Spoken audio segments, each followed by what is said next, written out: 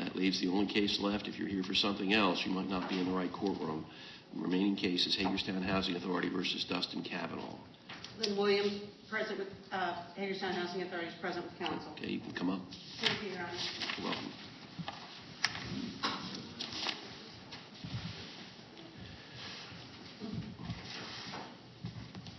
You Mr. Cavanaugh? You can come up, sir. Come up to the table over there.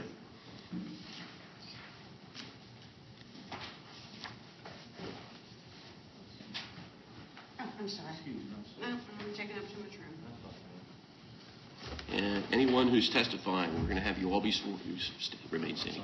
Anybody who's testifying? Police officers are out in the hall. Well, we need them. We want to do it all at once if we can. Officer Blackmeyer, I believe, is scheduled to appear, and I'm not sure if she is here. She was having some transportation issues coming from another area.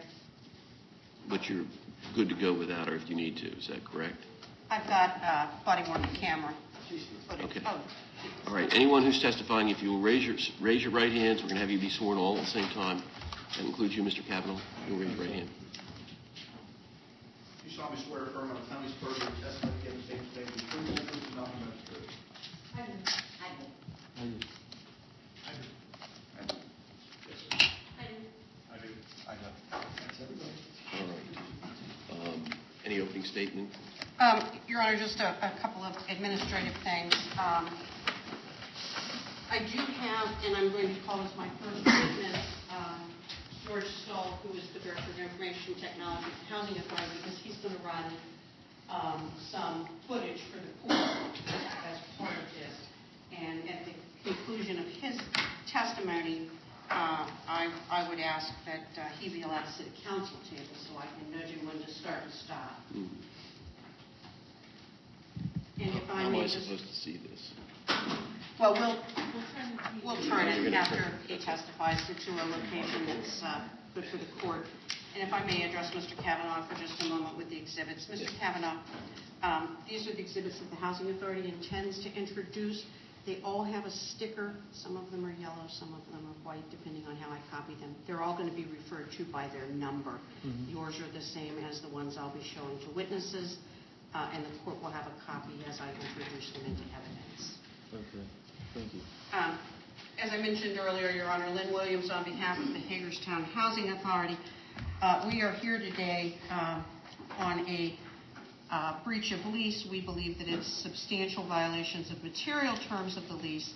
We have 3 police officers here to testify, as well as a number of other witnesses with respect to the behavior. There's allegations of CDS, disruptive behavior, failure to cooperate, interfering with the use and enjoyment of other tenants, and other miscellaneous violations. So I won't go into any detail on the in opening statement. We'll just proceed with testimony. Mr. Cavanaugh, you have the right also to make an opening statement, but as a practical matter, it's been my experience that when individuals represent themselves and they make an opening statement, sometimes when their turn comes to testify, they think they've already told the judge something and they don't repeat it again in their testimony when technically the opening statement isn't testimony. You follow what I'm saying? Yes, so if you want to make a brief opening, you're entitled to do that. Otherwise, you will be given a chance after the Housing Authority has presented its half of the case. You'll be given a chance to testify as you choose. Okay? Yes, sir. I'll make a brief opening statement. Stand up. Yes, sir. On December 3rd, myself and Ms. Stone both said and did things to each other that we probably shouldn't have done, and for my role in that, I do sincerely apologize. And I could have handled that entire situation better, and I have no shame in admitting that. However, in my defense, the last few interactions I've had with officers, some of the same officers, as a matter of fact, have been very cordial and polite, and oddly enough, I can ironically attribute that to video I had, which I could go back and analyze my behavior and adjust it accordingly for future events, which I believe I have done. In the event, the second event, the recording was incidental. It was not intended.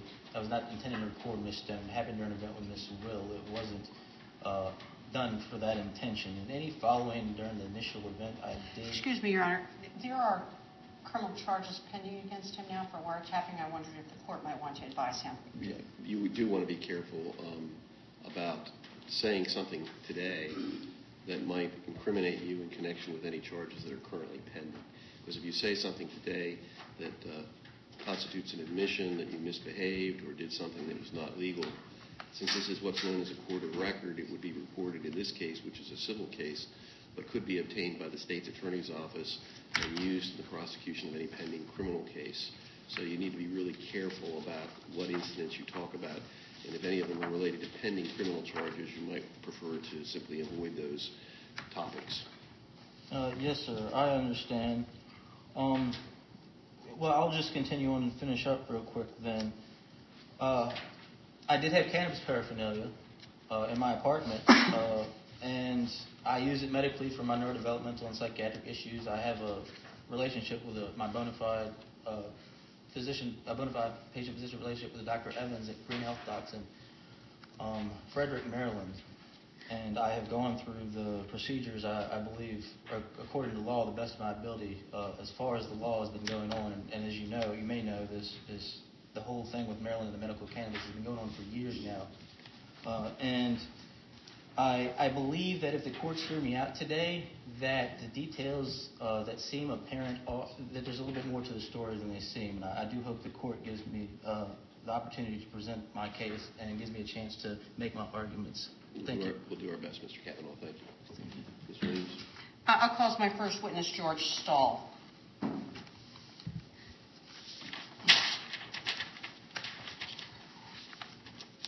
You can just have a seat, sir. You've already been sworn, Mr. Stahl. Would you please state your full name and place of employment? My name is George Eugene Stoll. I'm employed with the Hagerstown Housing Authority. In what capacity are you employed at the Hagerstown Housing Authority? I'm the Director of Information Technology. In your capacity as Director of Information Technology, are you a custodian of records of all electronically received and stored information? Yes. Were you the recipient of body-worn camera footage from Hagerstown Police Department for events of December 3, 2016, January 10, 2017, and February 8, 2017?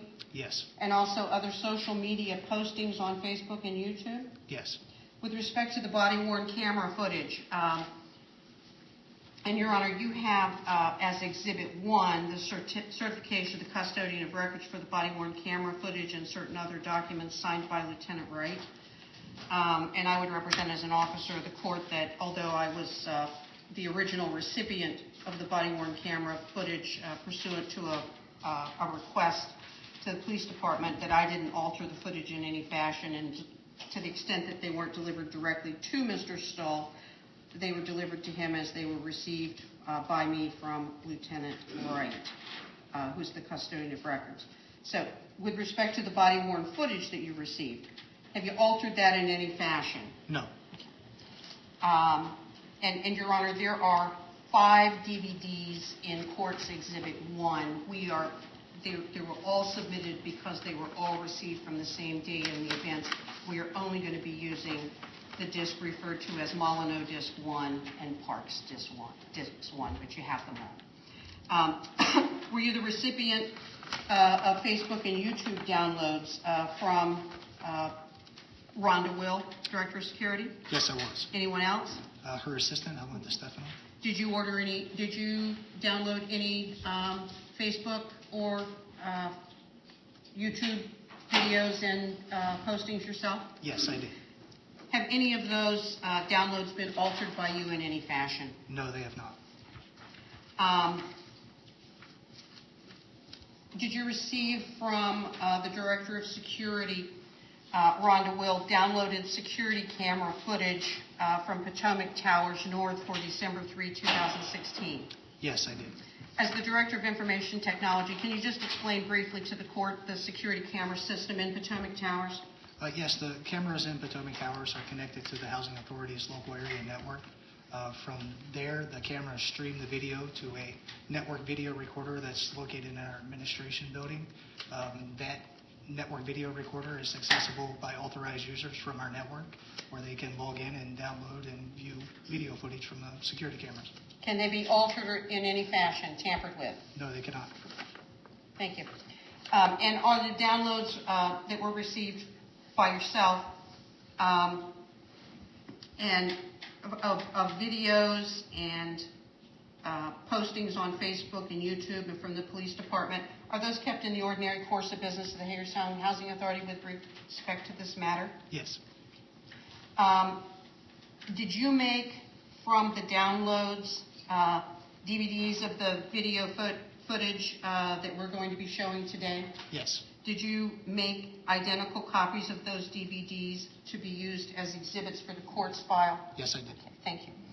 And there's been no edits or alterations to those? No, there's not. Your Honor, we're going to be showing on TV with a laptop, and I would ask if Mr. Stoll could sit at council table with me? Thank you. Sorry, Your Honor. You sit on the end. Would you like to, maybe go ahead and bring the Sure. camera footage, and can we orient that to the court's satisfaction at this point? Yes, please, thank you. Oh, I forgot to ask. We didn't ask if there was any cross-examination. Do you have any, that's the end of his testimony? Yes, that's the end Do of you his have any testimony. questions? No, that seems pretty good.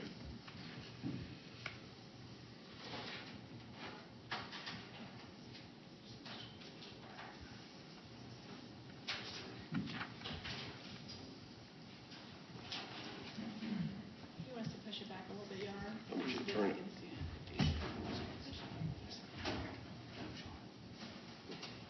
That's good, that's fine. I will call as my first witness, Your Honor, Officer John Molyneux.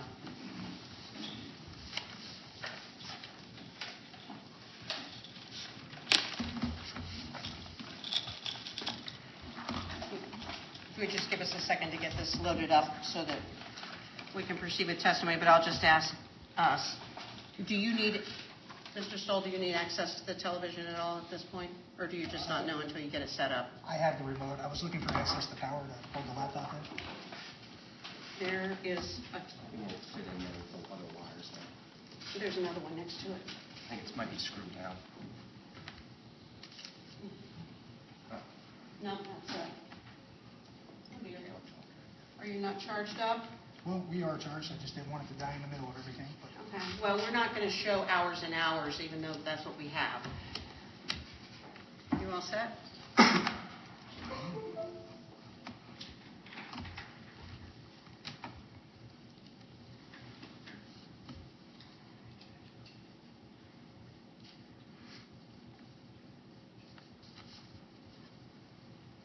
And although we're not going to start showing it immediately, we're going to begin with Molyneux Disc 1. Will be the first video that we show. Sir, thank you for coming here today. Would you please state your full name and duty assignment? Officer John Molyneux, Hagerstown City Police Department, Uniform Patrol Division, D Platoon. Thank you. Were you on duty on December 3, 2016? Yes, ma'am. Did you have occasion to go to Potomac Towers at 11 West Baltimore Street in Hagerstown, Washington County, Maryland, at approximately 3 p.m. on that date? Yes, ma'am. Why were you there? I was called there for, excuse me. I was called there for a disturbance between two people. Did you have your body-worn camera on? Yes, ma'am. Did you activate it? Yes, ma'am. Okay. Did you encounter Dustin Cavanaugh on that day? Yes, ma'am. Would you describe briefly your encounter with him? After I made contact with the one half of the party, I went and go make contact with Mr. Cavanaugh in the lobby of the Potomac Towers. Explained to him why I was there and tried to inform him that we didn't need any more disturbances and everybody needed to leave each other alone. And that's when it just continued to escalate from there. Your Honor, I'm going to show the officer charging documents here. It's Exhibit 1A. Do you file criminal charges against Mr. Cavanaugh? Yes, ma'am. Show you what's been pre-marked for identification is true test copy. Can you identify that? Yes, this is my statement of charges. And statement of probable cause. I'll offer that as Exhibit 1A. May we start running some of the video, please, at 1 minute, 5 seconds. It will be admitted. Thank you. Do you mind if I get up so I can see the screen? Would that be all right for him to come over here? That's fine. Just let him sit there, Sean, you can sit over the middle. This is just fine. Okay, thank you.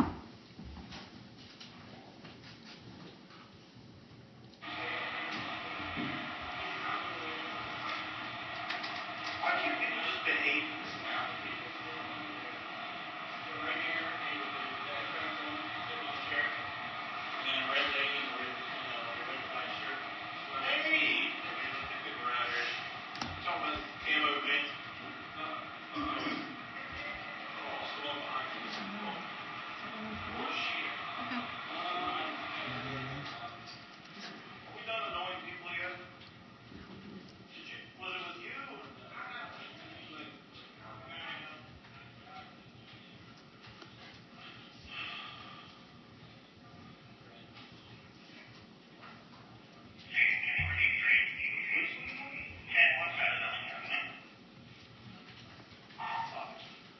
What's going on there? He's just the gentleman that like lives across the hall from me. So it's kind of freaked all of us out. There's that thing is very loud when it screams into your room. I'm asleep. I work at night.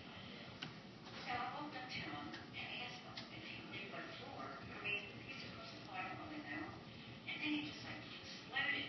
He's like, shut the fuck up. Show some respect. Call me a disrespectful hoe and call right. Trying to show me the video. If he didn't stop it while he was talking, she'll see. And I mean, yes, I did. I flipped him off. I said, and then he just started following me. I mean, the clear guy. And then he followed me in and out the door, back and forth. And finally, I came back here. I'm telling you, my son, he's lucky that one of them are usually here. Can you turn the volume up a little? That's crazy. I mean, I've only been here since February. I don't even know his name. Thanks. Just know that he's my across the hall neighbor. Okay. Well, given him for issues, tell Ron about it. The manager of it. Oh, sweet guy. Office person. Yeah. Yeah.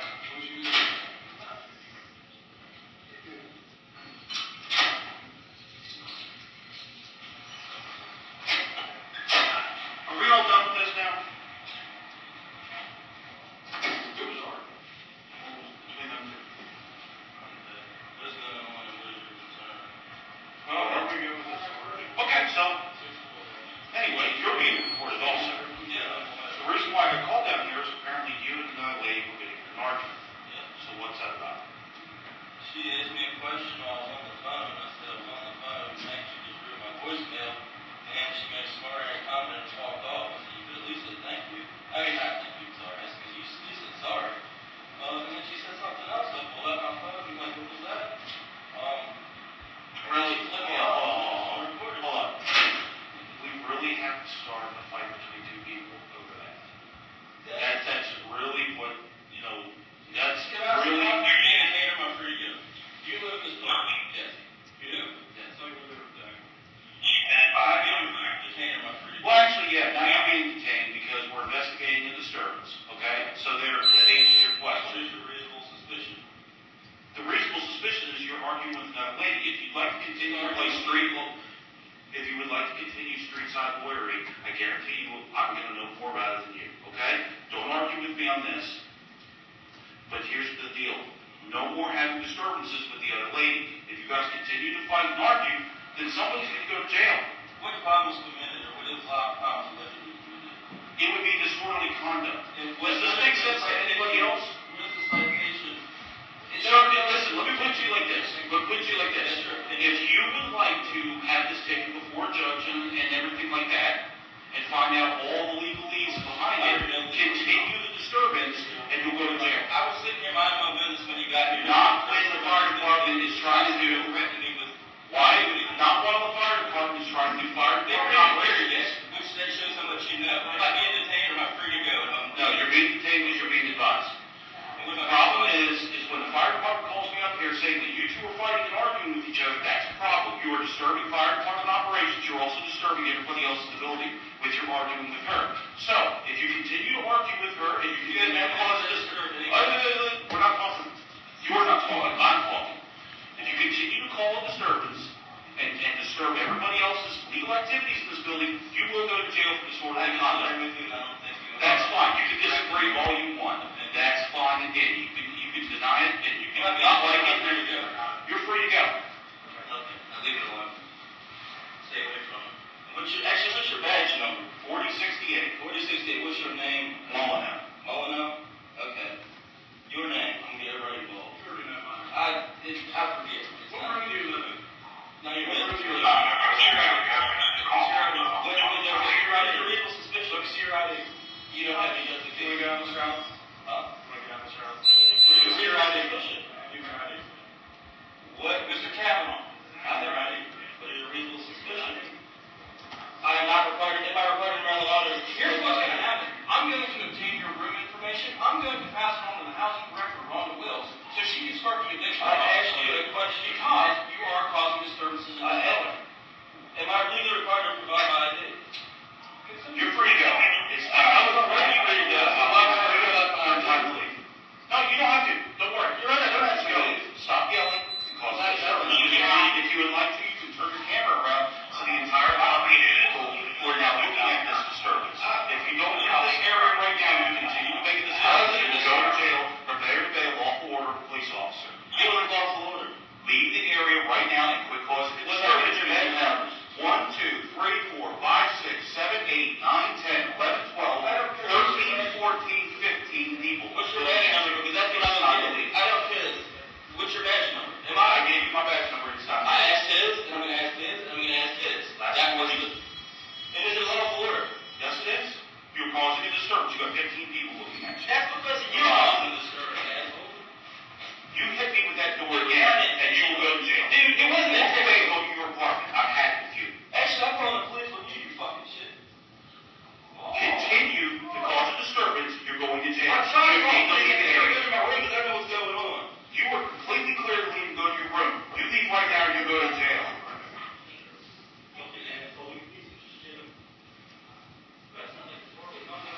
Are you coming back? Are you seriously walking back over here?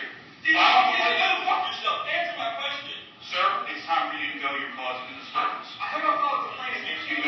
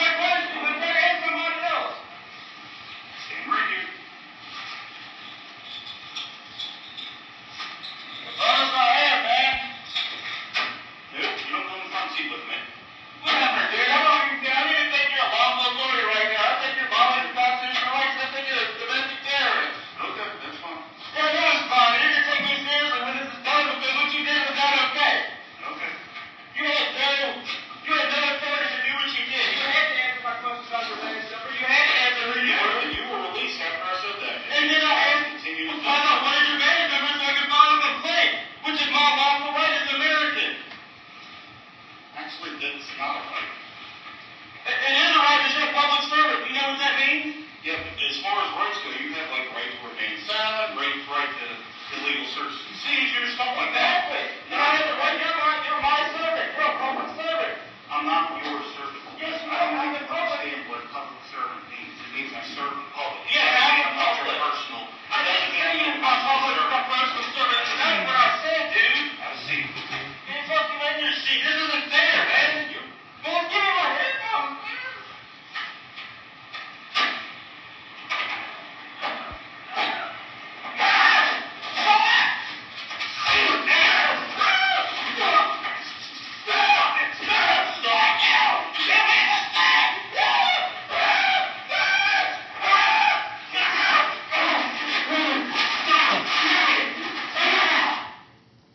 Thank you.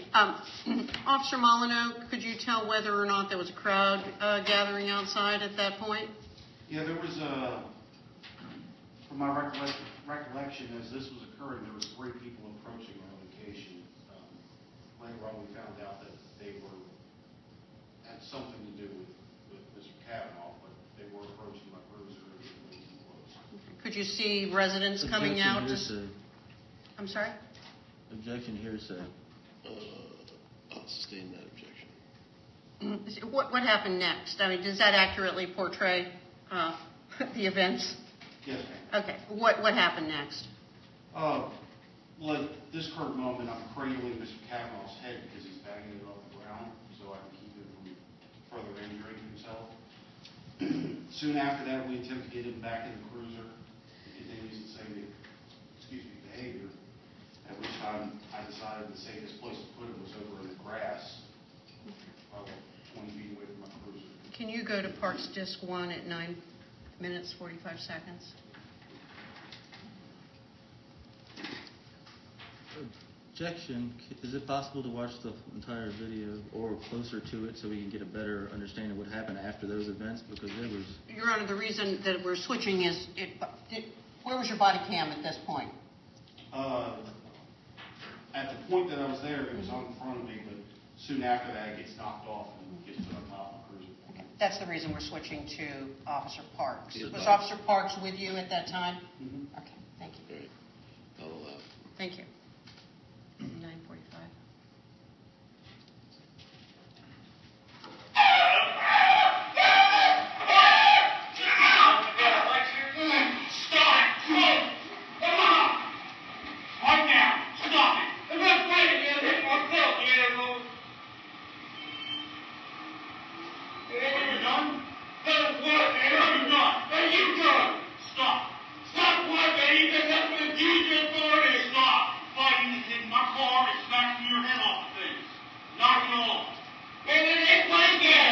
You don't get it, dude. Stand up and stop me. I know. Hey, you asshole! I'm fucking. Make some sense at once. You fucking step. You can break that. Step back. You have a right over there, not this. Man, I can't even see. I can't get it. I don't know what I'm doing right now. I'm trying, dude. You are. You're dead. I'm fucking sweating. Get in. You're getting pepper spray. I'm trying. You're standing on my butt. You're standing on my head. Hit your head in the car. You keep going because now. I know the fuck you can.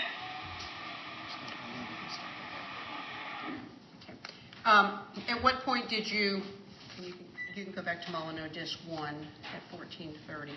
I believe you testified that you then took him to the grass. Yeah, there was a grass area like 20 feet east of my location, around about 15, 20 feet, which I figured if he's going to bang his head off things, he can bang his head off the soft grass and it's not going to hurt him. Okay. Go ahead. Is that at 14:30? 14:32.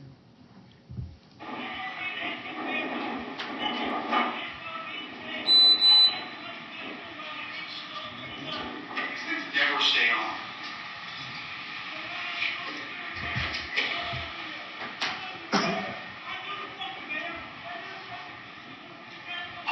Thank you.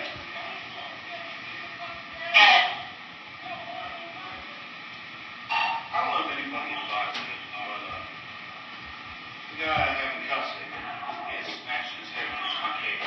Hey! Fuck you! You're a terrorist! You're a terrorist! You can get pepper spray. You're a terrorist! Oh, just go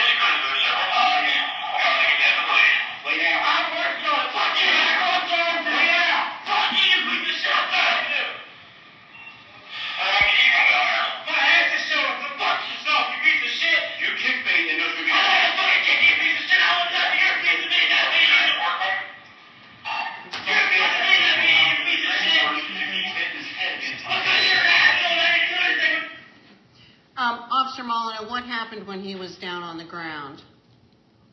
Well, right there at the beginning when I said that, don't kick me, he was flinging his legs around, but I was just out of range of his feet, so I gave him the warning not to kick me. And pretty much, he laid there, or sat there, laid there, sat up a little bit, but yelled and continued to curse at us and everything else. We had to call for an ambulance to come tend to his injuries, and I had to call for a supervisor to come to the scene to help figure out how we were going to get him transported. Obviously, it wasn't, I was out of ideas. Do you know what the status of the criminal charges are that you filed against him? Yes. Could you explain to the court?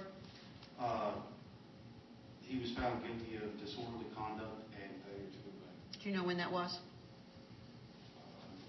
Just last week, I want to say the court date was Thursday. I'm not 100% That would be the 30th? Yes, ma'am. Okay, thank you. And eventually, he was arrested, booked, and subsequently Yes, ma'am. released? CRS responded to the scene. They got medical permission from the doctor to sedate him, so we can transport him to the hospital, get his injuries taken care of to his head. And then once he was at the hospital, after he got proper medical attention, we cleared to go to jail. Okay, let me let you have a seat again, if I may. I'm going to show you portions of Plaintiff's Exhibit 1, which is the certification from the custodian of records. Did you also file a police report? Yes, ma'am. Okay.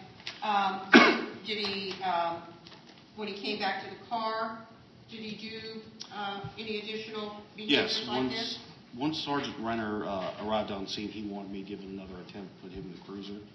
But as soon as we got anywhere near my cruiser, he first pushed into me and then went straight for the window of my cruiser, hitting his head off the driver's side rear cruiser window, and then the fender, then my driver's side rear tail light. He broke that out with his head, and when, as we're getting around the other side of the cruiser, he was hitting his head off my fender, denting my fender, and just covering the cruiser in blood.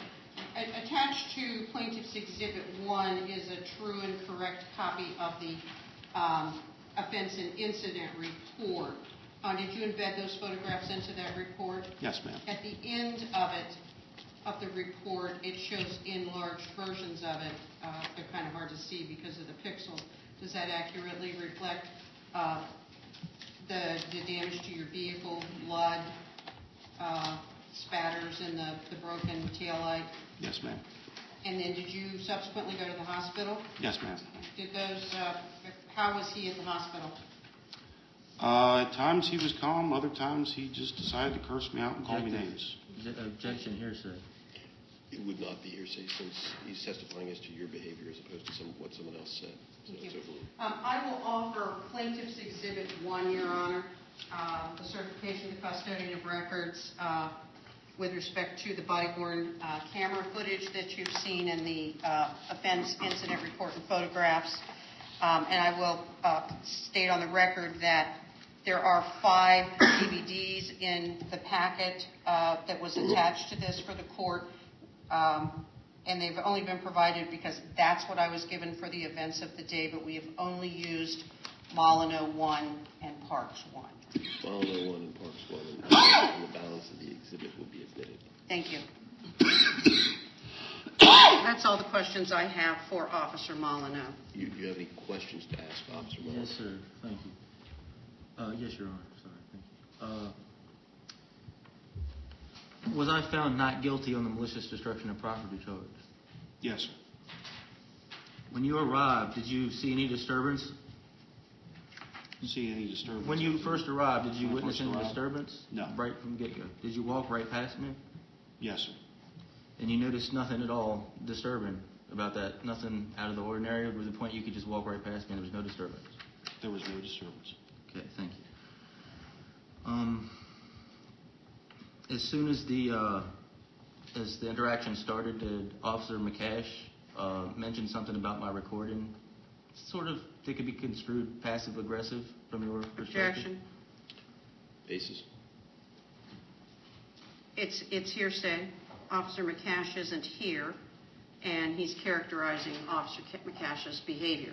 Objection's overruled. You can answer the question if you know the answer. I have no clue. Okay, so you don't have any opinion on whether or not that statement seemed passive-aggressive, the statement about the recording, or you're not familiar with the statement at all? No, I am familiar with the statement that you're talking about, but I'm not an expert on what's passive-aggressive and what's I mean, not. I just was asking if you could I construe it don't as have rude, any- but I understand. Thank you. Did you say I was free to go prior to any command to leave? Yes, And doesn't free mean I had a choice if I wasn't being detained? yes, sir. And did you state that I didn't have the right to ask for your badge number? Nope. He gave it to you.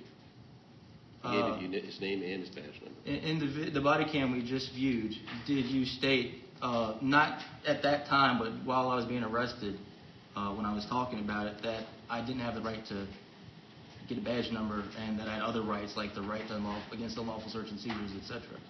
Did you say I didn't have the right to ask for your badge number? No, I believe what you're referring to is when you said that you had a right to file complaints on me, and I corrected you that that's not a right that I know of. It's something that you can do, and you're more than willing to file any complaints you'd like against me. But I was explaining to you rights are like Fourth Amendment issues, stuff like that. Are you familiar with the First Amendment right to petition the government to redress grievances? I have no clue what you're talking about. Are you familiar with the First Amendment? Yes. It gives you the right to call me whatever you want to, as long as you're not being loud and disorderly and disrupting everybody else's lawful activities. But you're not like familiar- you were advised. But you're not familiar of any part of that amendment that allows one to petition the government? Objection. Sustained. It's really not that relevant. Okay. The 14th Amendment right to due process, you don't think there's a concern there that if about filing Objection. agreement? Sustained. Okay, So sorry. really, this is at this point, it's not so much whether he's a constitutional scholar as much as whether or not you behaved in a disorderly fashion. All right, thank you. I apologize, Your Honor. It's all right. Don't apologize. It's okay. Were you aware the doors were locked where the stairs were on that side and they're only open on the outside? So when you said go to the stairs, it wasn't actually possible? Were you aware? No, sir, I wasn't aware, but I figure with a building, you have to have an open stairwell. I agree. Otherwise, it's against fire code. It's oddly enough, it's not. Objection. I apologize. It's okay. This is questions time. You'll get to Yes, tell me what I'm you like at sorry. the end. Did I only start bashing my head after you took my earbuds? I did take your earbuds, and that's when you started smashing your head on my cruiser, yes. Thank you. Did you receive the thank you for protecting me from bashing my head from Lieutenant Wright that I had him send you? Yes, sir. Objection. Overruled. Okay. Do you think that what Officer McCash did when he threatened me after I was free Objection. Let him finish the question. after I was free to go was proper procedure? You can answer. Oh, I thought she had an objection. I'm going to overrule. Okay. I recognize that there may be some dispute as to whether there was a threat, but Okay. if you can answer and What say was the what happened. question one more time? In your opinion, was the threat after I was free to go not proper police procedure that Officer McCash uttered to me? I don't know of any police procedure that what Officer McCass said to you. I don't know of any police procedure that violates. But is it typical? Is that typical? Do y'all typically respond like that after Objection. somebody's? You need to be a little more specific. Uh, What are you asking him whether it was typical? What was said, Was- and if so, what was said? Did you address Officer McCash for that yourself once you saw him do that, as if you were surprised yourself? No, sir, I'm not his supervisor. I can't. So you weren't surprised by that comment? No. Okay. But so the disturbance came after I was free to go, correct? Yes, sir. Okay. Was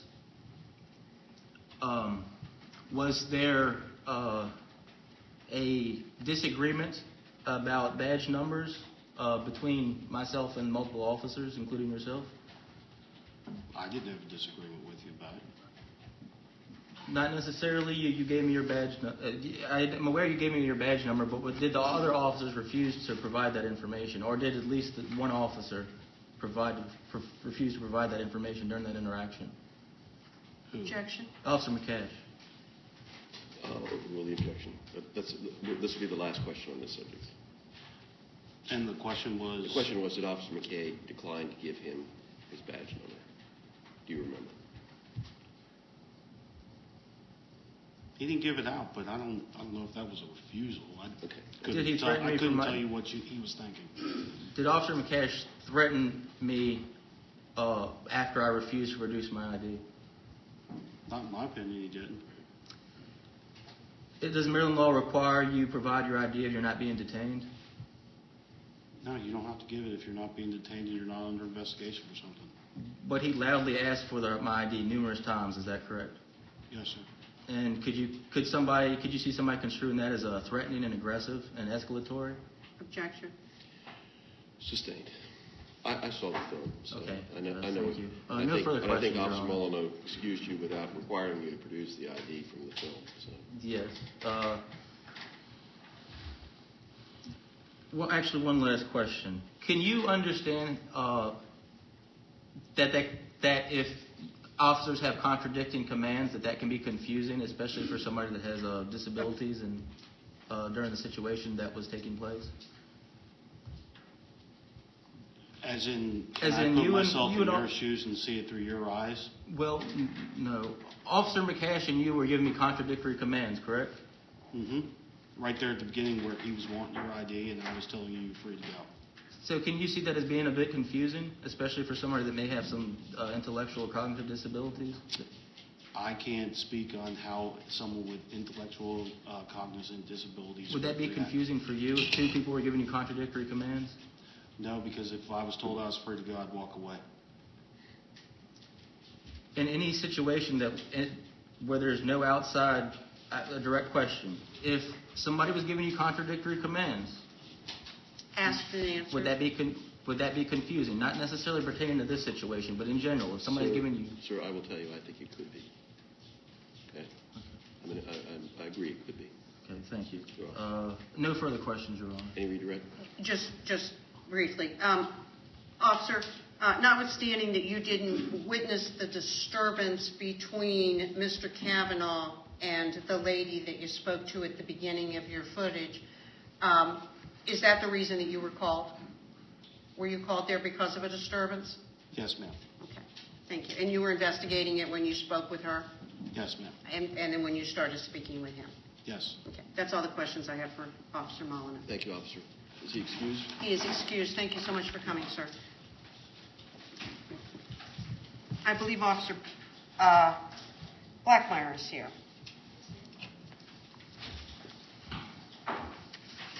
We're going to show Blackmeyer.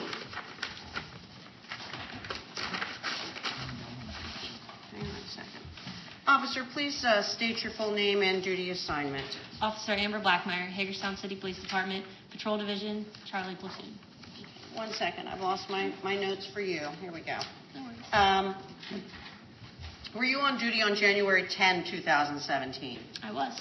Did you have occasion to go to Potomac Towers at 11 West Baltimore Street in Hagerstown, Washington County, Maryland? Yes, ma'am.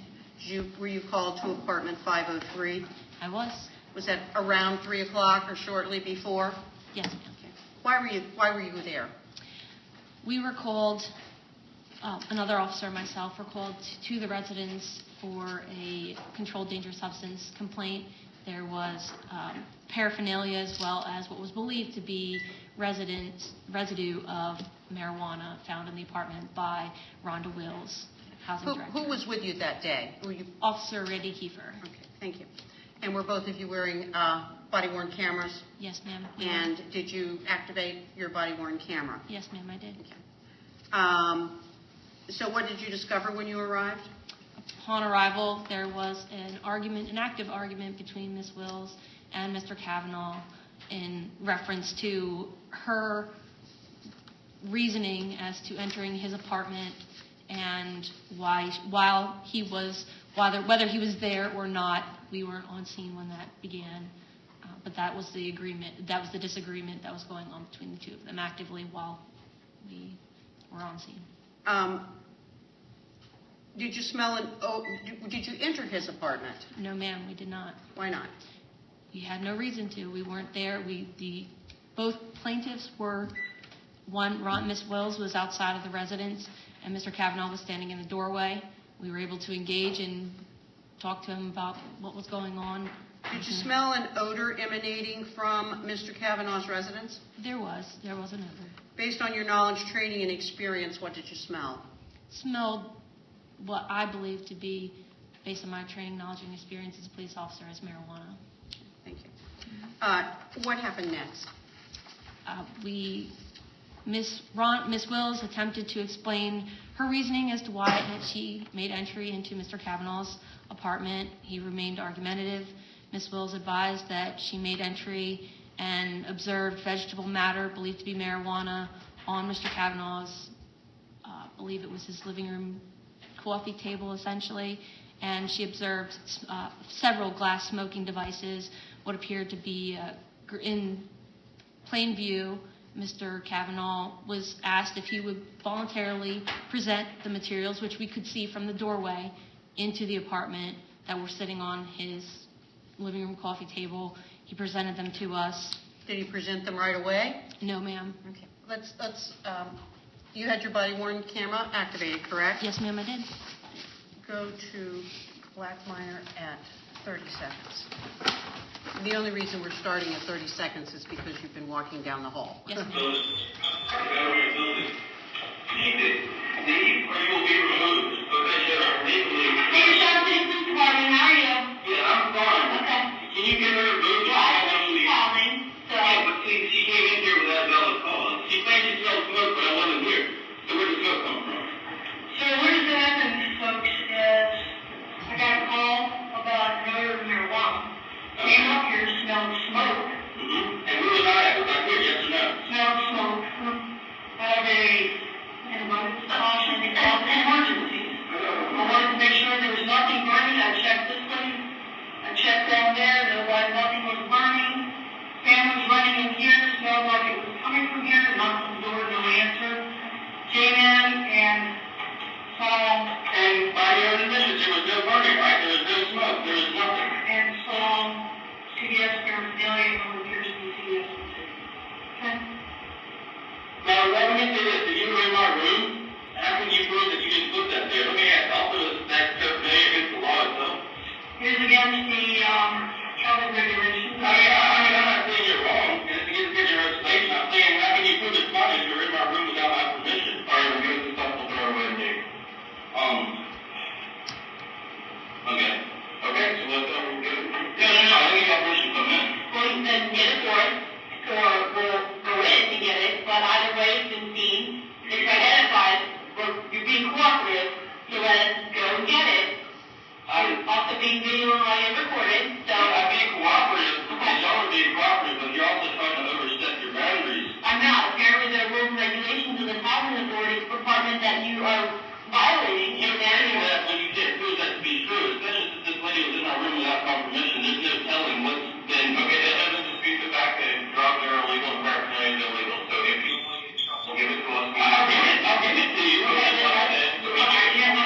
Because you're making me nervous. I have Asperger's. I have Alzheimer's. I don't like authority figures. I don't like getting my way. I will bring you whatever I can find that she claims is in here. Okay, well, that's good. But I'm not going to have you stand here. We're standing right here. Okay, you're not going to come any farther. That's fine. Go. And she's not going to come any farther. He's standing right there. Go get what we're requesting. Where is the stuff that you're claiming? Right there in that case, there's green leafy vegetable matter on your table right behind you there, and there's a hookup on the floor beside the table. Okay, and what regulation, I'm just curious who I know, so what regulation is very familiar against as far as housing that doesn't have any criminal law articles in Maryland? Criminal law, state law, and housing. That's a civil offense, right? Some regulations against the lease. Yeah, I get that, but I didn't say that. Okay, you're going to get this material,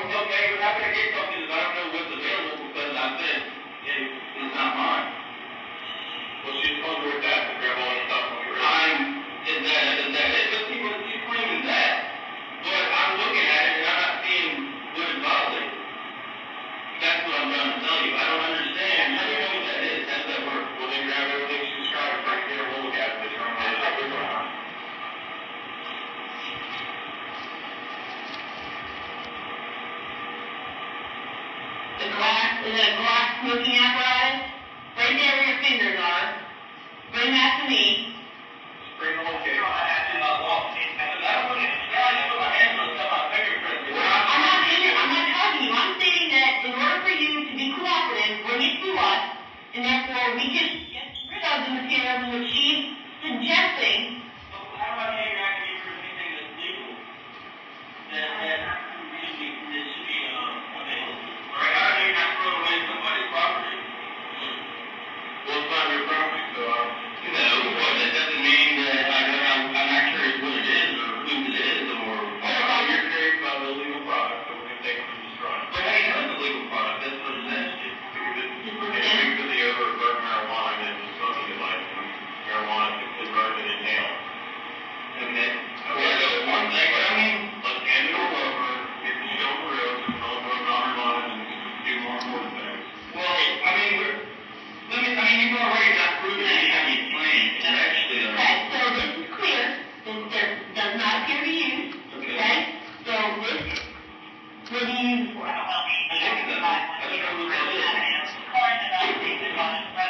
This, okay, so you has been used, has been burned. okay? And, how can I complain about this lady making up stuff and possibly finding things in my room while I'm gone? Because clearly she didn't have to not worry anything because I wasn't home. She actually came in our room while I wasn't home. Well, the odor for marijuana when I came out always, so I'm sure she could do. Okay, but how do you know it came from here? Like I said, I wasn't The home. fan is blowing towards our direction. This fan is blowing in the opposite direction. You can, the window is open, and the cold air is blowing back towards our face. Smell the odor of marijuana. Yes. There is, green leafy vegetable matter in there on the table, and there's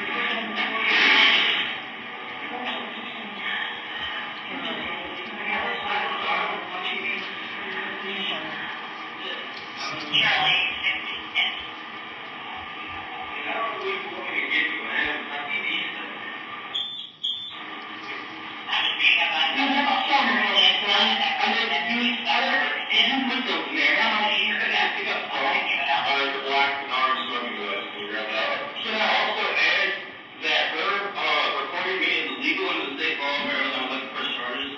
36 plus Antietam Street, if you feel the need. Huh? Where is the black and orange? Black and orange smoking apparatus.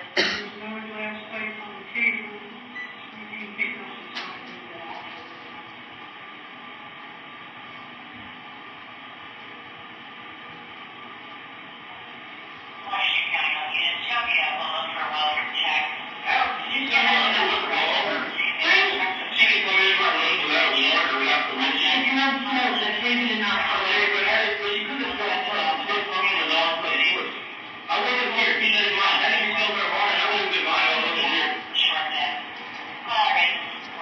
And everything I'm doing, all of this against my will, under coercion and intimidation. This reeks of odor of marijuana. Okay, that's it. Like I said. Okay, so we're getting rid of it, and you will not have it any longer in your apartment. Okay? You're not being charged, it's getting removed. Period. That's fine. What As far as core rules and regulations, there's a contract. Obviously, you signed it when you moved in here. There are fine print, and there are rules and regulations. If she feels that there is smoke coming from your apartment, it is within the Make it up so she feels free. So she can just assume, say it because she felt like I'm not going to argue with that. If you feel you're violating 36 West Antietam Street. Okay? So that's what I'm going to do. The next one we're going to show is just a couple of minutes of Kiefer, 735. Did you file an offense or incident report? I filed my report, yes, ma'am, Thank you. based on the compensation of the 3 glass smoking So devices. what did you actually end up removing from his, apartment, his unit? 3 glass smoking devices were confiscated from his apartment, and let's see, I'm just going to refer back. I'm not certain if I documented Here, let me the show you, burn. it's in plaintiff's exhibit 2, which is what the court has. Oh, that's what I have to.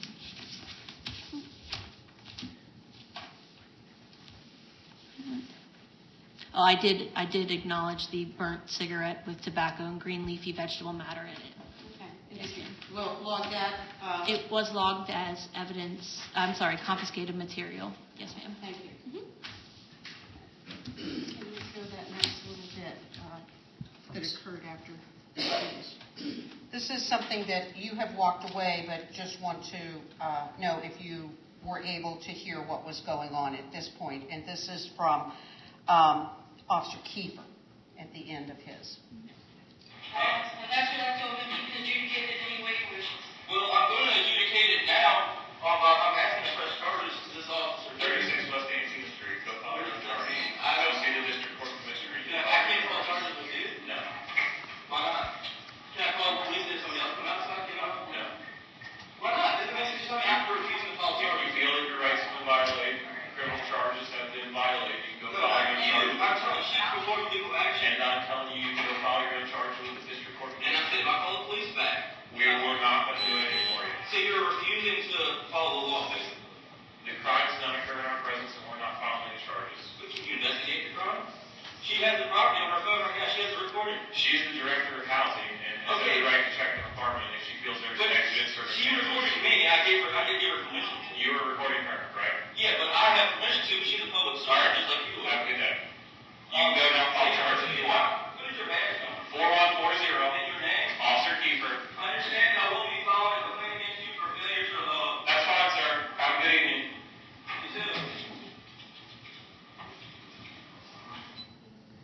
Thank you. Did you hear any further disputes after that? Not to my recollection.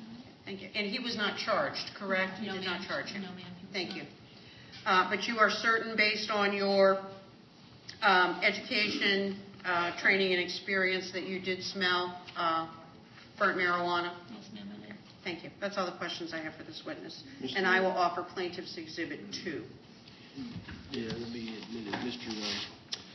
Cavanaugh, do you have any questions for Officer Blackmeyer? Yes, sir, Your Honor.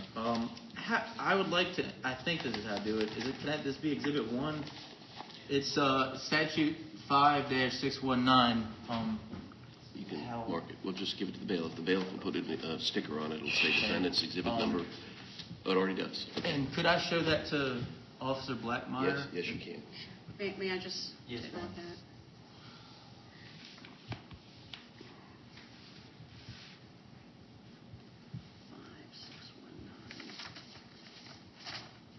Thank you. Give it to the bailiff. The bailiff will take it over. Oh, okay, I'm sorry.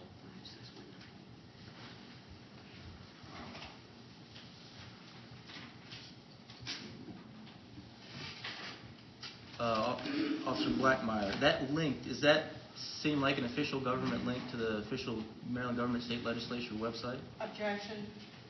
Sustained. What is it exactly that this document is? It is statute 5-619 from the Maryland Legislature. Criminal law, Yes. 5-619? Yes, sir. I could go ahead and look at it up here, sir. We don't need an exhibit for it. Yes, sir. Okay.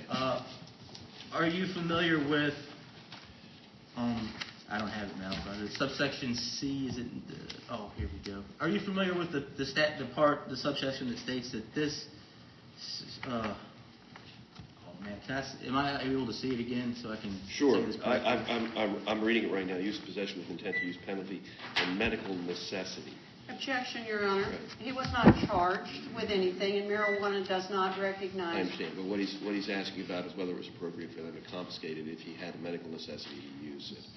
That's what is that what you're asking? Well, not even that. As of Senate Bill 5, I'm asking, as of Senate Bill 517, well, how about this? As of Senate Bill 517, which amended this statute, as well as 5-601 on February 20th, 2016, does statute 5-619 have a subsection C1 that states this subsection does not apply to the use or possession of drug paraphernalia involving the use or possession of marijuana, yes or no?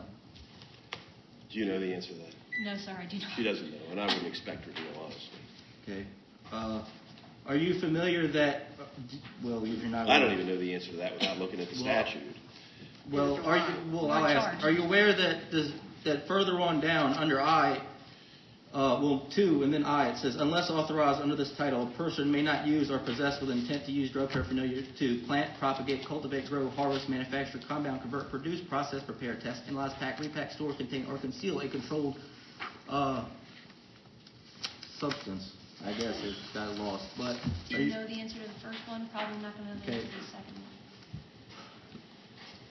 The word inhale means to use, correct? Objection, Your Honor. Sustained. No, she doesn't have, Okay, she I doesn't got know it. the Thank statute you. that well. I mean, we don't expect her to, so. All right. But from what I'm describing to you, does it sound like that paraphernalia may have been inappropriately taken? Objection, he wasn't Charged. charged. You weren't charged.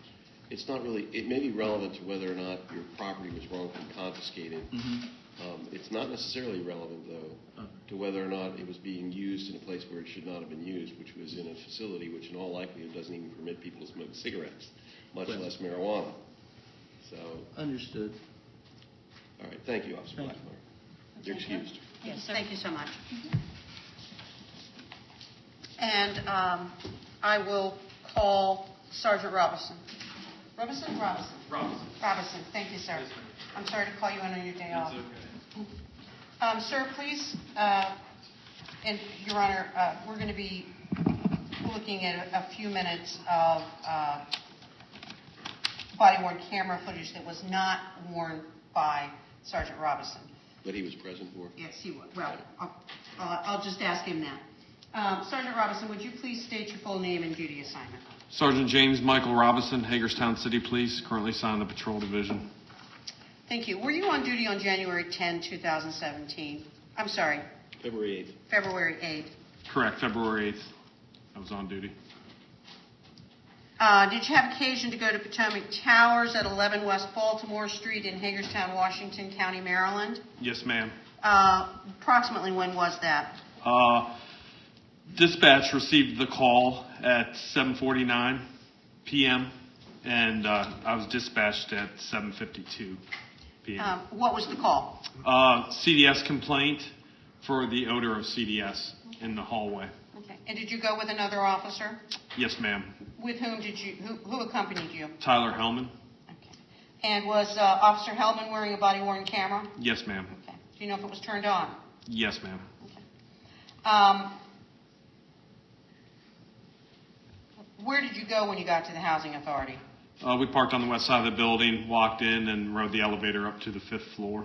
Okay. Were you specifically directed to the 5th floor, We sir? were. We were advised by dispatch that the complaint was in apartment 503 at 11 West Baltimore, which is Potomac Towers. Okay.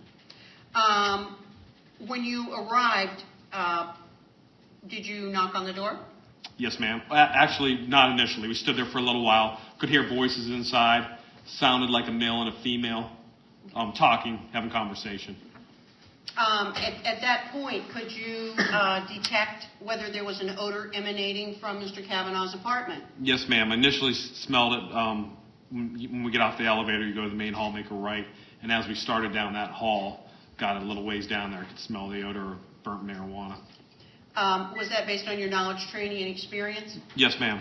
So what did you discover when you arrived at the door? It was very strong in front of the door, apartment 503, and I stuck my nose up to the door and believed that it was stronger coming from around the door. Could you tell whether it was just an old smell? No, it was fresh. Okay, thank you. Would you show Officer Hellman from 50 seconds on? If you wanted to, I don't know if you need to see this or not, it's certainly up to you.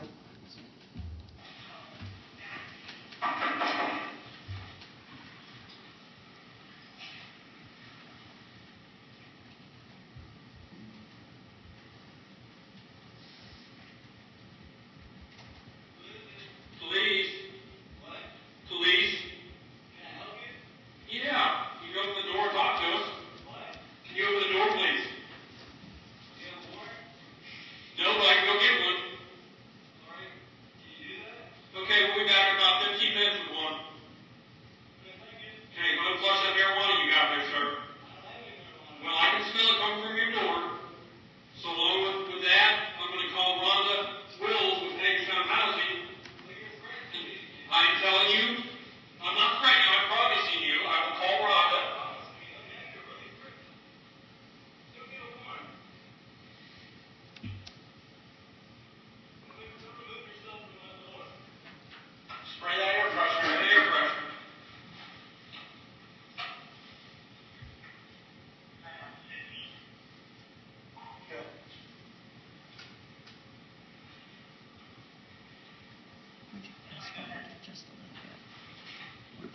we're just going to fast forward a little bit, Your Honor. What happened? Did he ever open the door? No, ma'am, he never opened the door.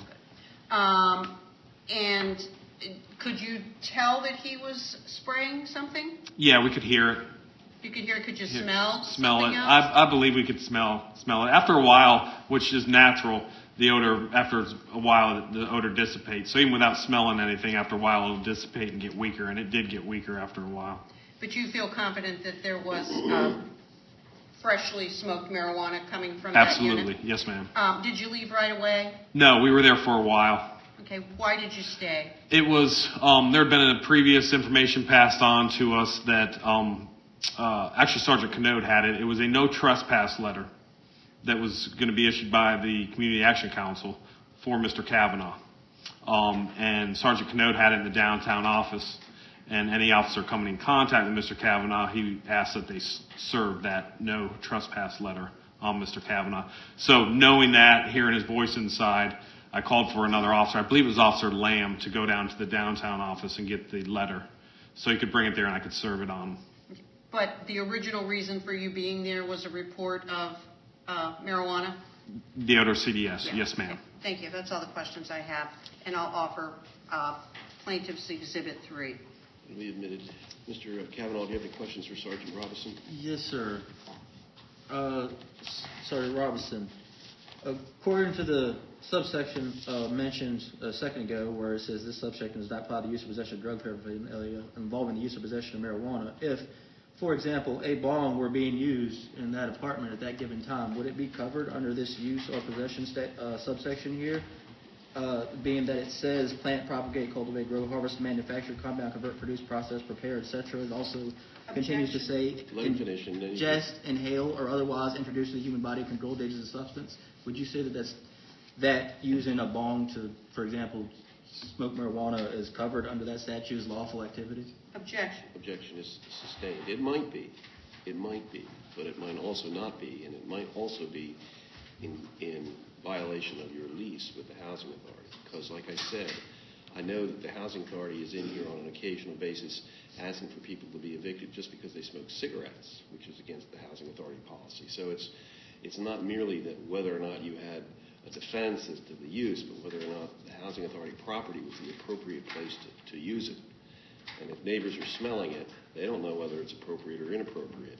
They just know they're smelling pot, which is a rather unusual smell, and one that is disconcerting to a large portion of the population, and certainly is not what they expect when they enter into a community where they know that cigarette smoking itself is not permitted within the building. So, objection sustained. Anything else? Are you aware that the federal drug paraphernalia statute has a states' rights exemption for states in which the lawful possession of cannabis paraphernalia is allowed? As in, did you know that federal drug paraphernalia law allows exemption if the state allows the paraphernalia? Were you aware of that? Objection. Sustained. Okay. Thank you, Sergeant. You're excused. Thank you, sir. Thank you, sir. Next witness. Sean Griffith, please.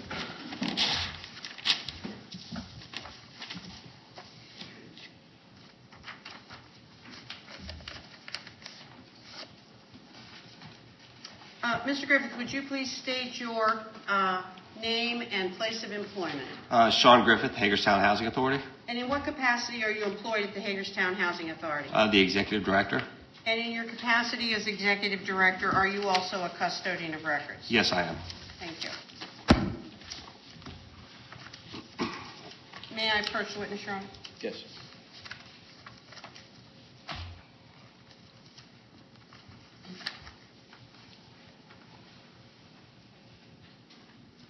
Mr. Griffith, I'll show you what's been pre-marked for identification as Plaintiff's Exhibit 4. Would you identify that document? Yes, this is Public Housing Dwelling Lease Part 1 between the Hagerstown Housing Authority and Dustin Cavanaugh for 11 West Baltimore Street, Apartment 503. Is that a document kept in the ordinary course of business of the Hagerstown Housing Authority? Yes, it is. I'll offer that as Plaintiff's 4. Will be admitted. Is there another part of the dwelling lease? Yes, we have a Dwelling Lease Part 2. I offer you what's been pre-marked for identification as Plaintiff's Exhibit 5 and ask if you can identify that document. This is the pertinent provisions in reference to the notice of lease termination issued to Mr. Cavanaugh. Okay. Directing your attention to, you were here in the courtroom when the videos were played, were you not? Yes, I was. And there was a reference by Mr. Cavanaugh of Director Will not being entitled to enter into the property? Yes. Is there a specific exclusion for entering without advance notice? Yes, there is. Section I, Part 2, entry without advance notice. Landlord may enter the premise in tenant's absence without advance notification when tenant requests repairs, maintenance services, or when there is a reason to believe an emergency exists. Okay, thank you. Your Honor, I have a complete copy of dwelling lease Part 2. I see Mr. Cavanaugh has his as well, but I would offer Plaintiff's Exhibit 5, which are simply the pertinent provisions, unless the court wishes the entire lease Part 2 entered into evidence. It's not necessary. Exhibit 5 will be admitted. Thank you, Your Honor.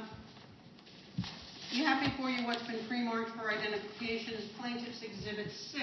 Would you identify that document, please? This is the smoke-free housing lease addendum, basically stating we are a smoke-free complex. Smoking must occur within 25 feet of the building, not in the buildings at all, signed by Mr. Cavanaugh. Okay. Thank you. When was that signed by him? July of 2016. Okay. Is that when he moved in? Yes, it is. Okay, thank you. So you don't allow smoking of any kind in the building? That is correct. Offer that as Plaintiff's Exhibit 6. It'll be admitted. You have before you what's been pre-marked for identification as Plaintiff's Exhibit 7. Would you identify that? It's our one-strike policy, the policy for safety and security. Primarily deals with drug-related and criminal activity within public housing. And that was signed by Mr. Cavanaugh as well on January 26, 2016. Why was it signed 6 months early, 7 months earlier? This was signed at the time he applied. Okay. But it deals with more than just drug-related activity, doesn't it? Yes, it does. Okay. And Thank you. yes. Okay. I'll offer that as Plaintiff's Exhibit 7. It'll be admitted. Did there come a time when the Hagerstown Housing Authority made a determination to issue a notice of lease termination against Mr. Cavanaugh, or to Mr. Cavanaugh? Yes, there was. You have what's been pre-marked for identification as Plaintiff's Exhibit 8. Would you identify that document? This is a notice of lease termination issued January 18, 2017 to Mr. Cavanaugh at 11 West Baltimore Street, apartment 503. The specific grounds are threat to health and safety, disturbances, and CDS. Objection here, sir.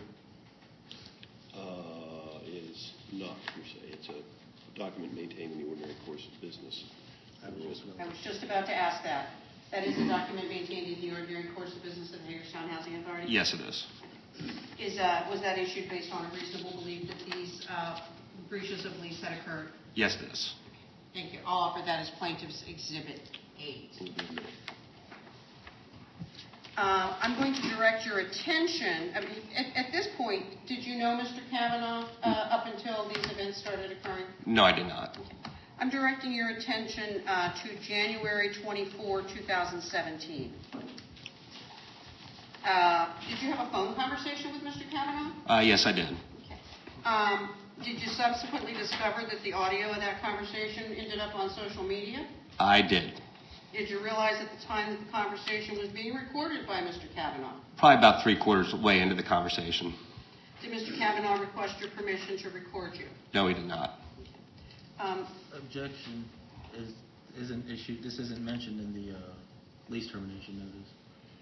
There's failure to cooperate language in the notice of lease termination, I believe, Your Honor.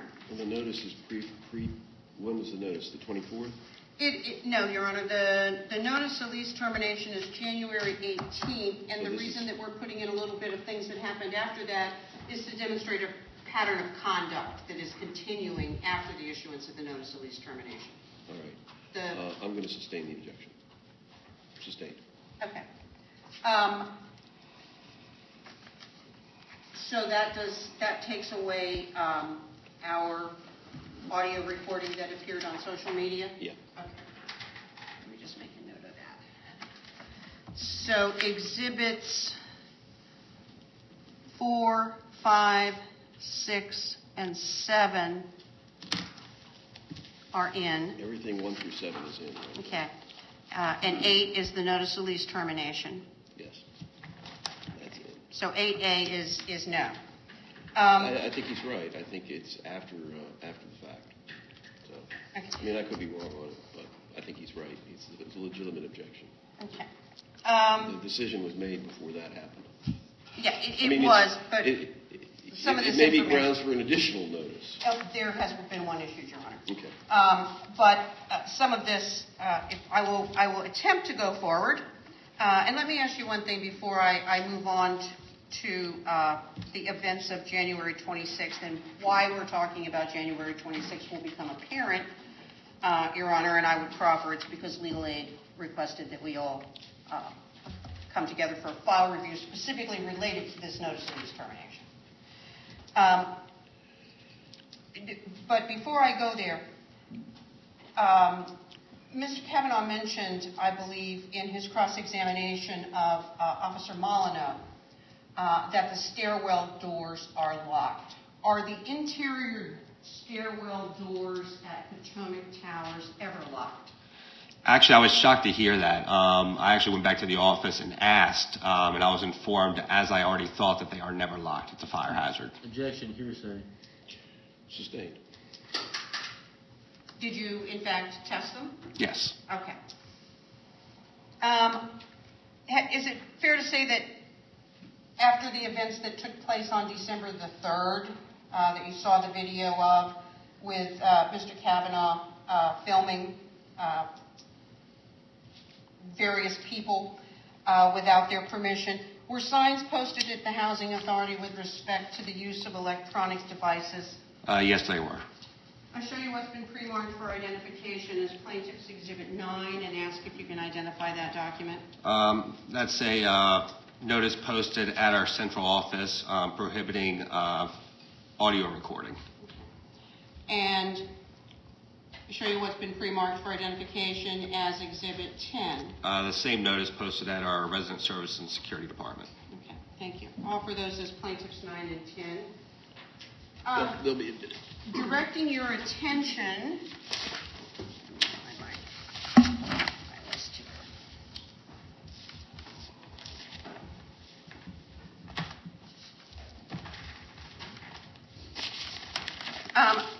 you heard me proffer to the court that there was a meeting scheduled on January 26, 2017. Can you explain the events of that day? With Mr. Cavanaugh? Yes, I'm sorry. All right. Meeting was scheduled with Mr. Cavanaugh to do a file review. Okay. We met Mr. Cavanaugh at the Resident Service Department. Let me ask you, is that file review something that he's entitled to and related to this notice of lease termination? Yes, it is. Okay. Continue. Mr. Cavanaugh was waiting in the lobby. I came out to invite him back. He had his phone facing an upward position, appeared to be recording the signs that we just submitted into evidence, was talking into his phone. A couple of times I told him we were ready to meet. He seemed to have ignored me or not heard me. At that point in time, Director Will came out and asked Mr. Cavanaugh to please stop recording if he wanted to continue with his business or he needed to leave the building. That went on for quite a few minutes, probably close to 10 minutes, in fact. We ended up having to call the Hagerstown Police Department. Once the police department arrived, Mr. Cavanaugh left the lobby area, calling us assholes and some other things. You remember any other things that he called you? Later down the road, there were some other names too, yes. Objection, this is after the lease termination. Yeah, and I'm beginning to rethink whether I should have sustained that first objection, because there is a procedural component to propriety of their seeking to have you be evicted, and this does sort of pertain to that, whether or not you were afforded your rights under the lease to go through the grievance process. And I realize after having sustained the objection to 8A that perhaps some of this is relevant. I'm not going to change my ruling because I think it's overkill, quite honestly. Okay. But I'm going to, in terms of the actual procedure, I'm going to let them put in evidence that deals with whether or not you went through the grievance procedure or didn't go through the grievance procedure. And also, Your Honor, the notice of lease termination does cite duty to cooperate and things like that, which are in the pertinent provisions, even though it may not have chapter and verse identified here in the notice of lease termination. But, I'm sorry, going back, you said resident services, correct? Yes. So he once the Hagerstown Police Department arrived, Mr. Cavanaugh left the building, went out into the breezeway, continued to record. At that point, HPD was walking up, and a food truck had pulled up, which delivers foods to the residents. The person delivering the food exited the vehicle and basically stated, "I do not want to be recorded. Please stop recording me." Covered her face up. Director Will advised Mr. Cavanaugh. Hold on. Sorry. What's the objection? A hearsay. If she says, "I don't want to be recorded," it's present sense impression, a statement of her desire and intent. It's not really a fact it's not really something that's introduced to prove that fact. She's just saying it spontaneously, and it's considered an exception to the hearsay rule. So objections overruled. Next question. I'm sorry. Did you subsequently see that posted online? Yes. Okay. I'll be introducing that through another witness. Nope. Don't need it. You don't need it? Don't need to. Okay. It goes to lack of cooperation with staff, the pieces that I was going to show. But talk to me about what he did after that. After that, he talked to HPD, continued to record, was not stopping his recordings. At that point, HPD, Director Will, and myself went inside, and Mr. Cavanaugh, I assumed, left and went to his unit. Okay. Did he come back out of his unit?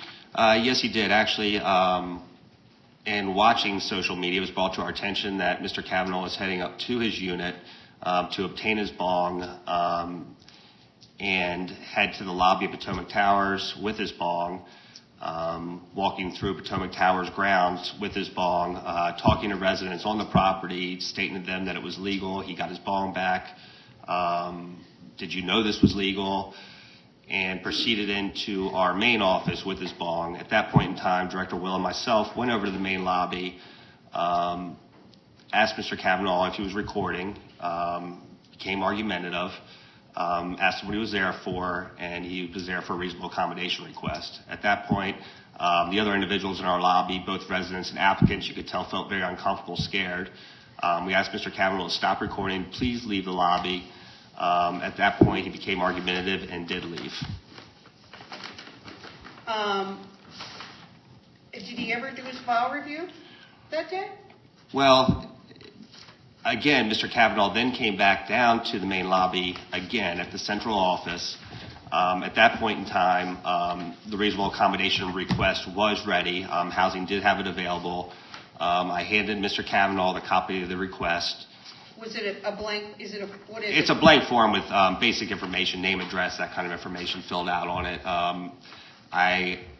Mr. Cavanaugh stated he needed help filling it out. I told him I would assist him filling it out, and he said, "No, excuse my language, you will fucking fill it out for me."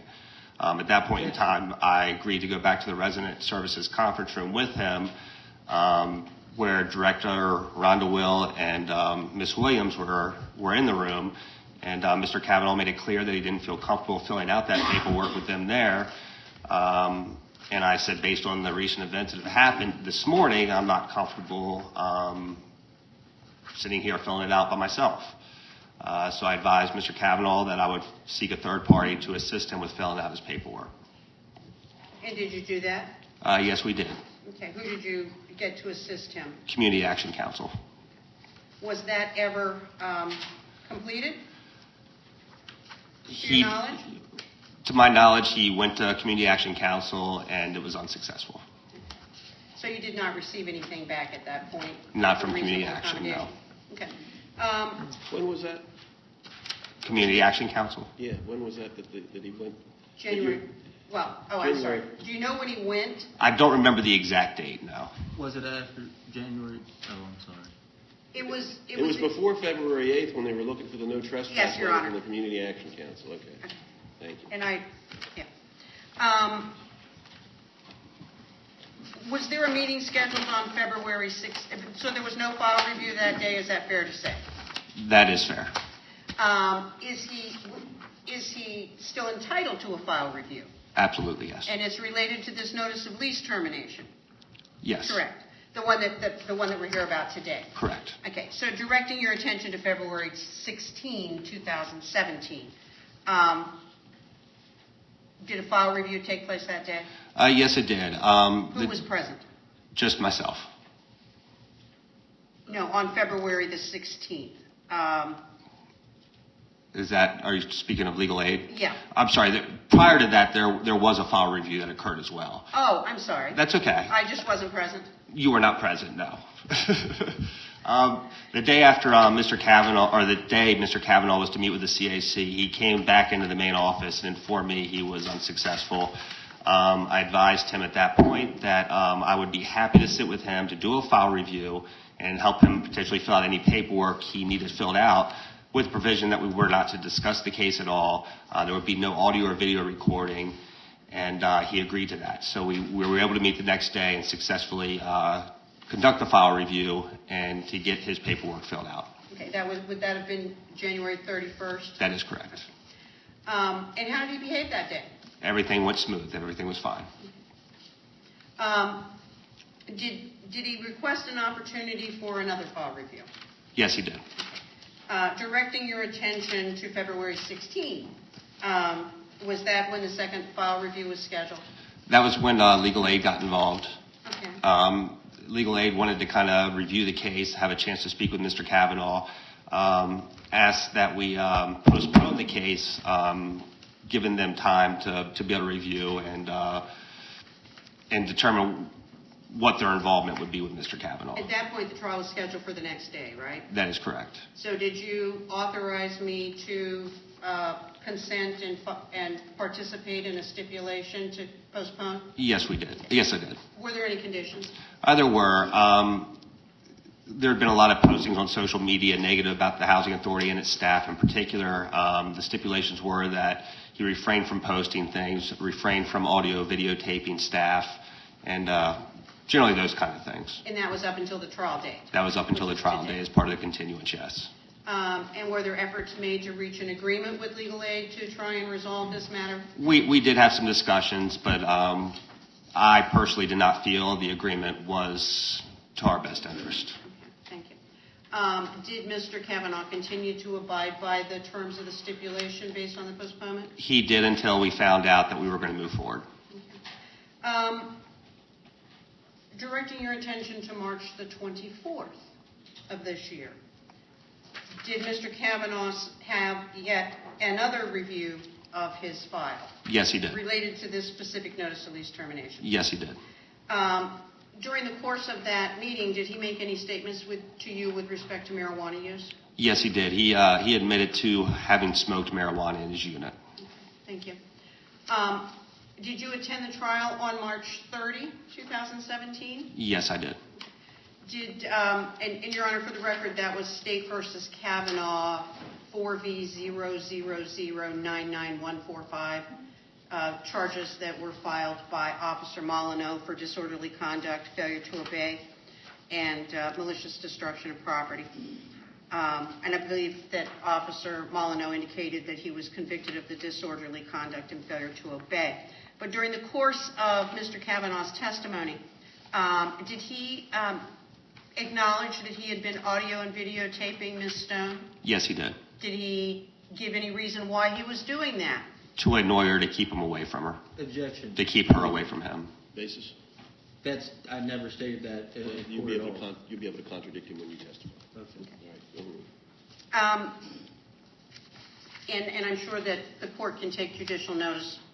There's a recording of it if that was your understanding? That was my understanding. Was he specifically asked that question? Yes, he was. Thank you.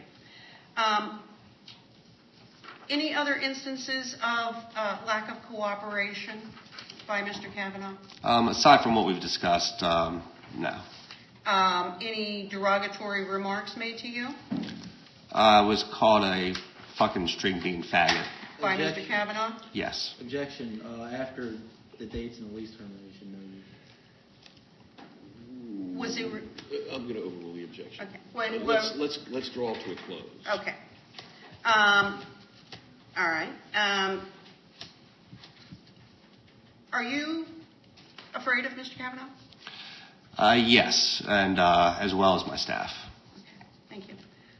Why? The recordings being extremely belligerent to staff.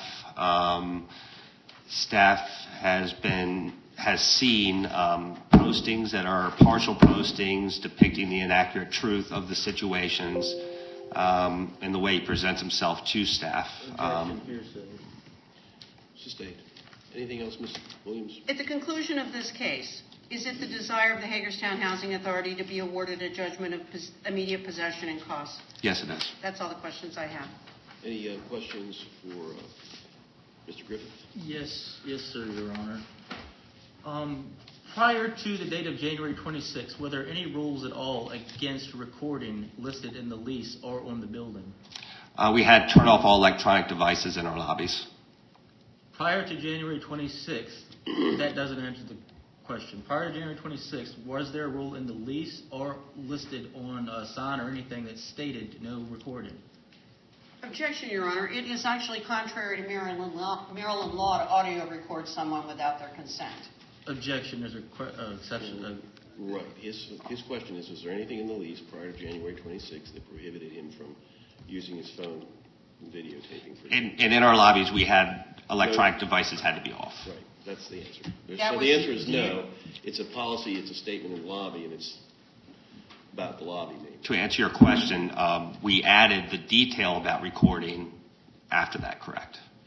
Was there a reasonable accommodation email sent to you prior to that date requesting a reasonable accommodation for recording in certain aspects?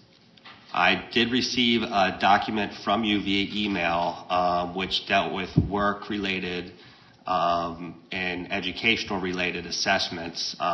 It was something that we do not contain in our file. It was too detailed. We don't need that information. I did delete it. However, we did process the reasonable accommodation request that you submitted. But you did see a request mentioning a method to record or a procedure, citing an actual statement from a doctor in which he suggested I need to do so at both work and school, correct? I did see work in school, yes. So, and I mentioned that it seems likely if it's at work at school, then it would probably be necessary at home too, correct? Not Objection. Sustained. Okay. Were you ever notified that Mr. Cavanaugh really was fearful of Miss Will and didn't want her around or bothering him when we were having our meeting? Mr. Cavanaugh made that clear to me, yes. Did you ever make Rhonda Will leave?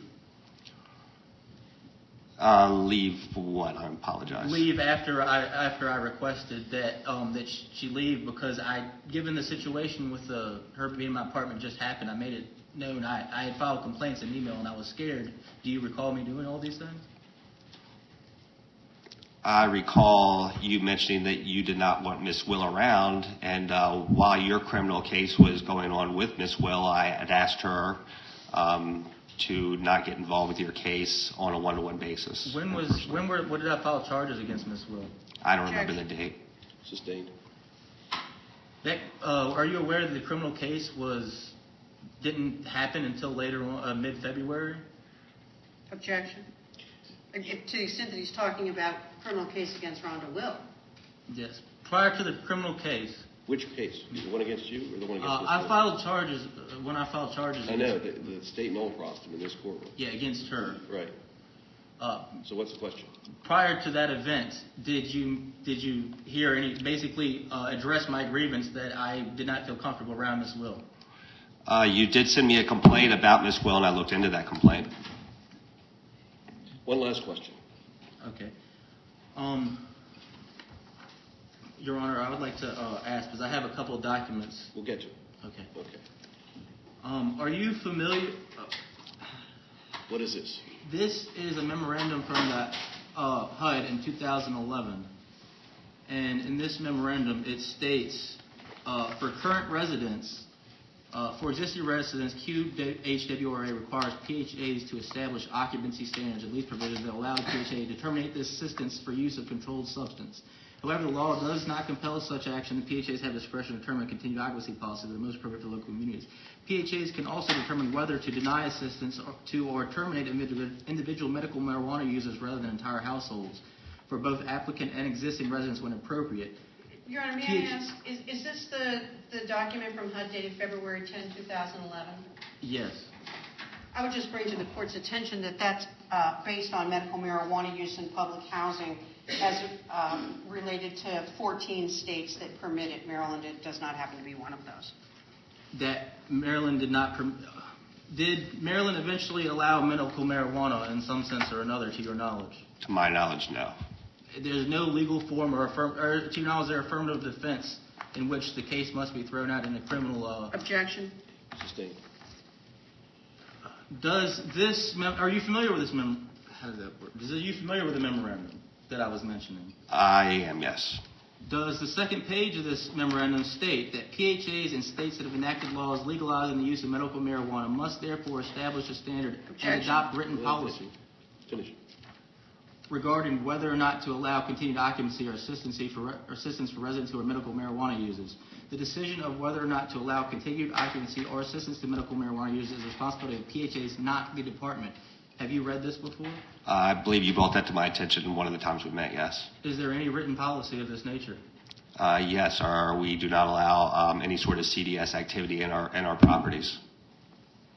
Is that related to medical marijuana users who receive a medical recommendation by a recognized doctor that is that practices in this state is under, how do I say, we're in a bona fide patient-physician relationship? Objection, Your Honor. Maryland doesn't recognize at this point medical marijuana. Sustained. That's enough. Thank you, Mr. Griffith. You can have a seat back where you were. Any other witnesses, Ms. Williams? Pardon? Any other witnesses? I do. How many? And what are they going to? What's the proffer? Well, I will proffer that Director will talk about the issues that she has had with Mr. Cavanaugh that are related to December 3rd, 2016, in which we will show the security footage at Potomac Towers North, the North Elevator lobby, that shows Mr. Cavanaugh following Ms. Stone around, following her out of the building, videotaping her trying to come back in, him following her back in. Mr. Cavanaugh, do you deny that you videotaped Ms. Stone with your camera? No. You don't deny that? You No. acknowledge that? Okay. She would also testify to the reasons why she was in Mr. Cavanaugh's unit on January the 10th. She was not there. She would testify that she was not there on December the 3rd.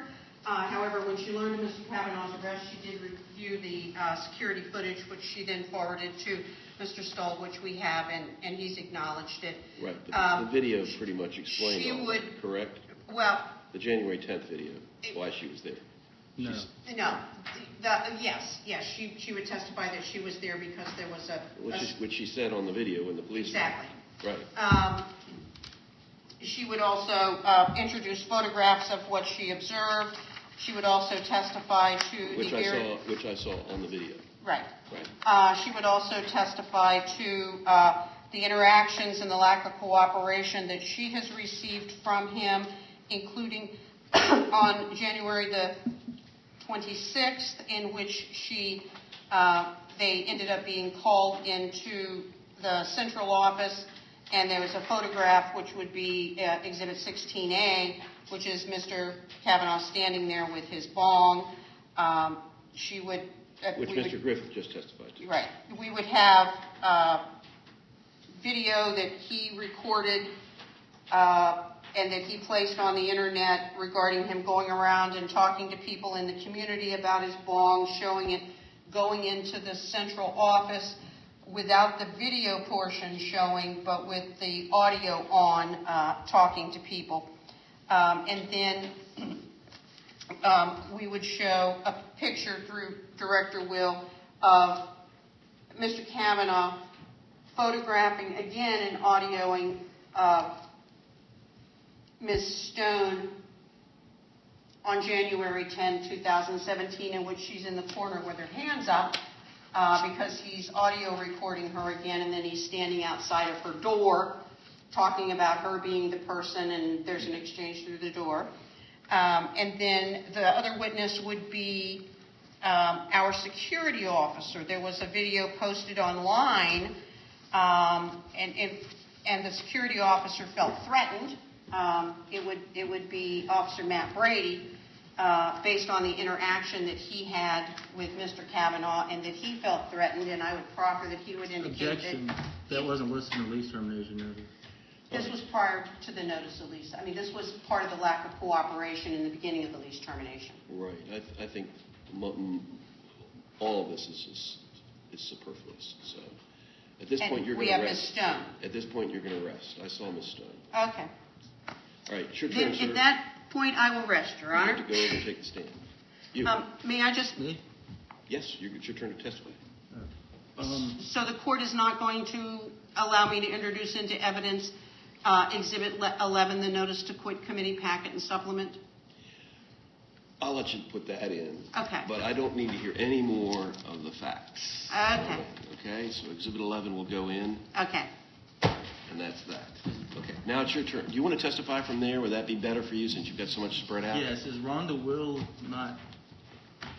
I'm not going to hear anything more from the Housing Authority, sir. I'm going to Okay. give you your chance to testify at All this right, Your point. Honor. Could I have a video that takes place prior to Blackmire and Keeper robbing by minutes, in which Rhonda is in my apartment, and it happens to contradict some written statement she made, and the video shows that these contradictions happened, and it actually shows that she was in my apartment for at least 10 minutes, and I would like to show these videos so people can see what happened before she arrived, which led to the fear of which some of the later behaviors that they actually brought up, in which I cited Rhonda Will, and I would like to provide that evidence to the court. I have a DVD. It has... How long is it?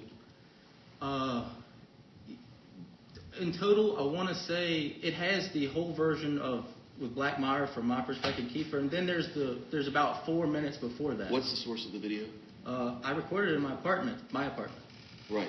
You were there when you recorded it? When she came in when I wasn't home, but I eventually came home, and then I eventually started recording.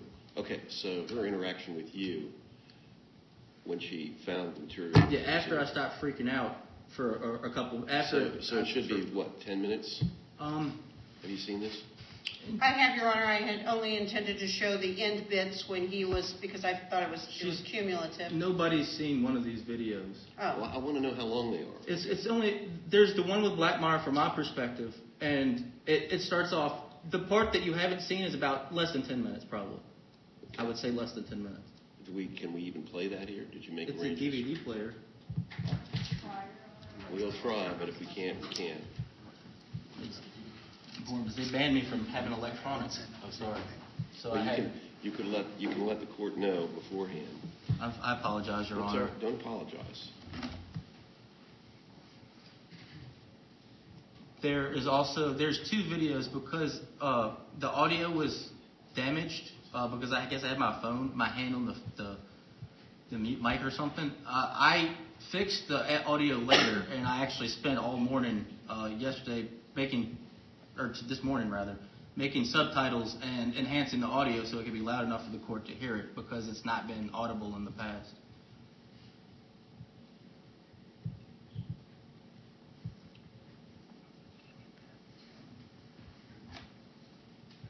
It doesn't appear to be able to read it. It can.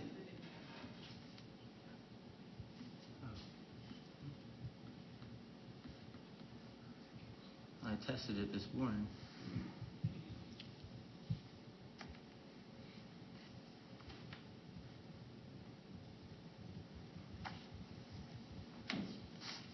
I would ask that if the video loads, that they let the court let me show the enhanced one with subtitles, which is the exact same as the first one, but with sound you can actually hear. I would object, Your Honor, because this video has obviously been modified. Right. I'm afraid, that when they put their video in, they went to great pains to make it clear that it was received in raw form and not doctored or edited in any way, so that there couldn't be any assertion that somehow something had been tinkered with, tampered with. And all they did was show sections of it, but without any risk that, and that's why Ms. Williams made such an effort of making sure that it was clear that the custody of the exhibit had been accounted for and that nobody who was in the chain of custody had done anything to alter it. So we're going to have to watch the first one before enhancement and hope that it helps you. Okay, All right? I appreciate it. So if you go ahead and do that one.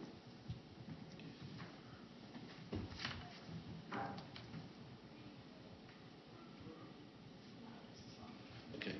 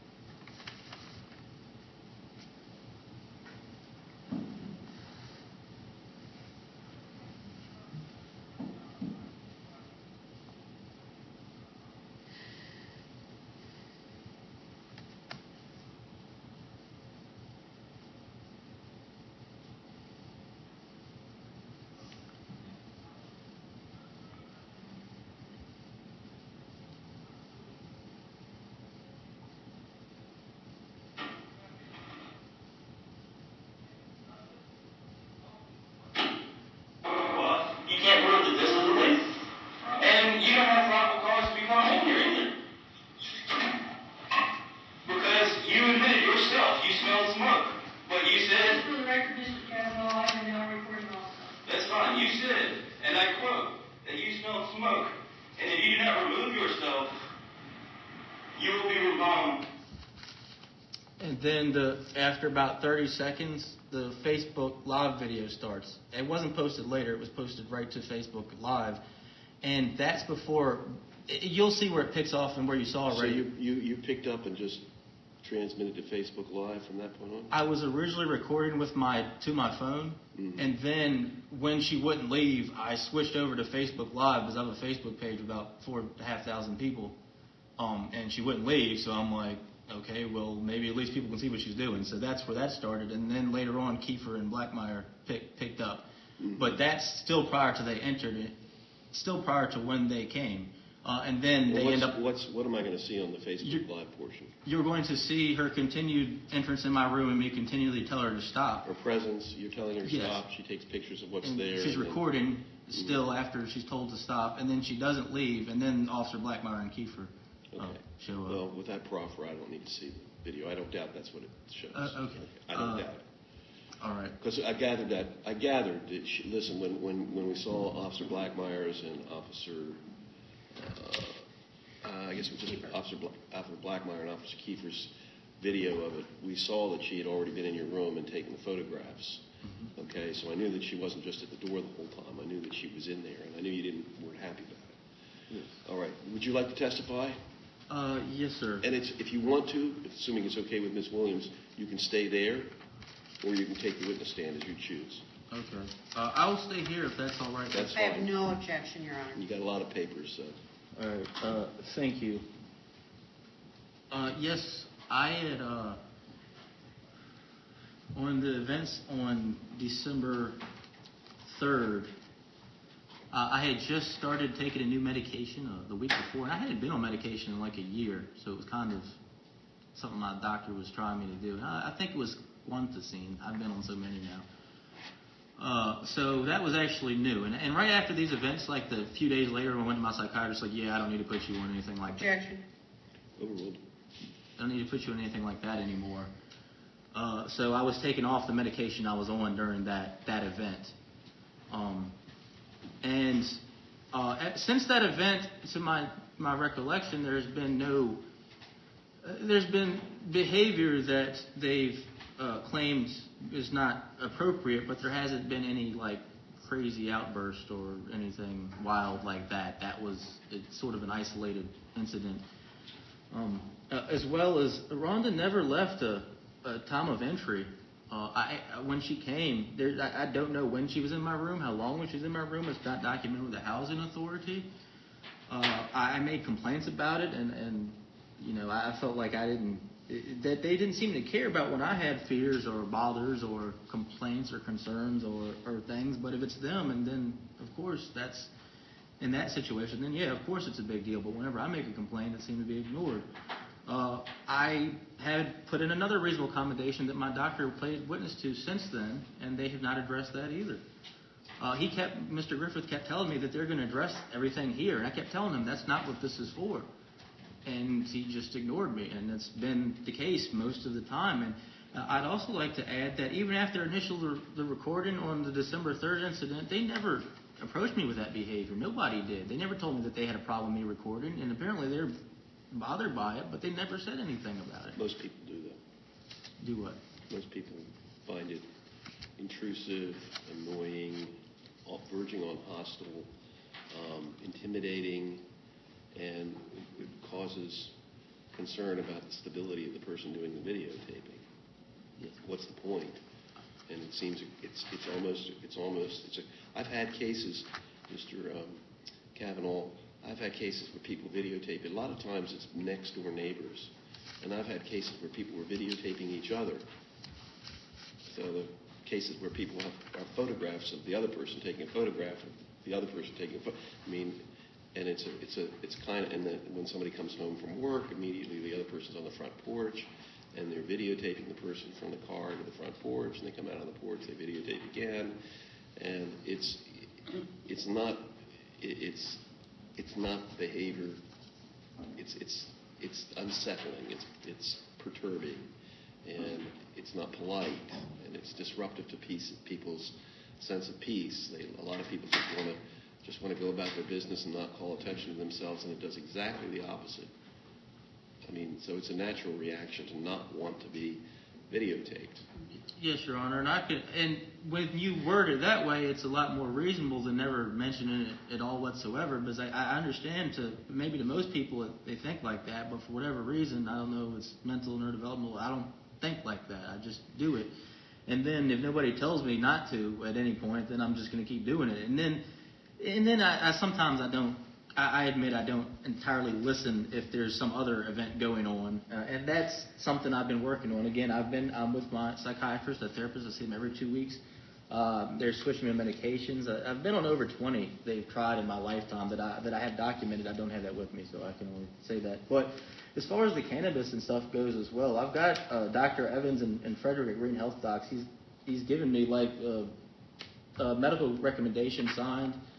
Even they advertise get legal now. That's what they advertise. I sent Mr. Griffith something, an advertisement that they offered. I sent that to Mr. Griffith, and it mentions they advertise it for autism and mental illness and things like that. And to my knowledge, medical cannabis has been legal in some way since I think last year. It's an affirmative defense in a criminal case in which it can be proven, usually with something like this. Then it shall be thrown out as of last year, I believe.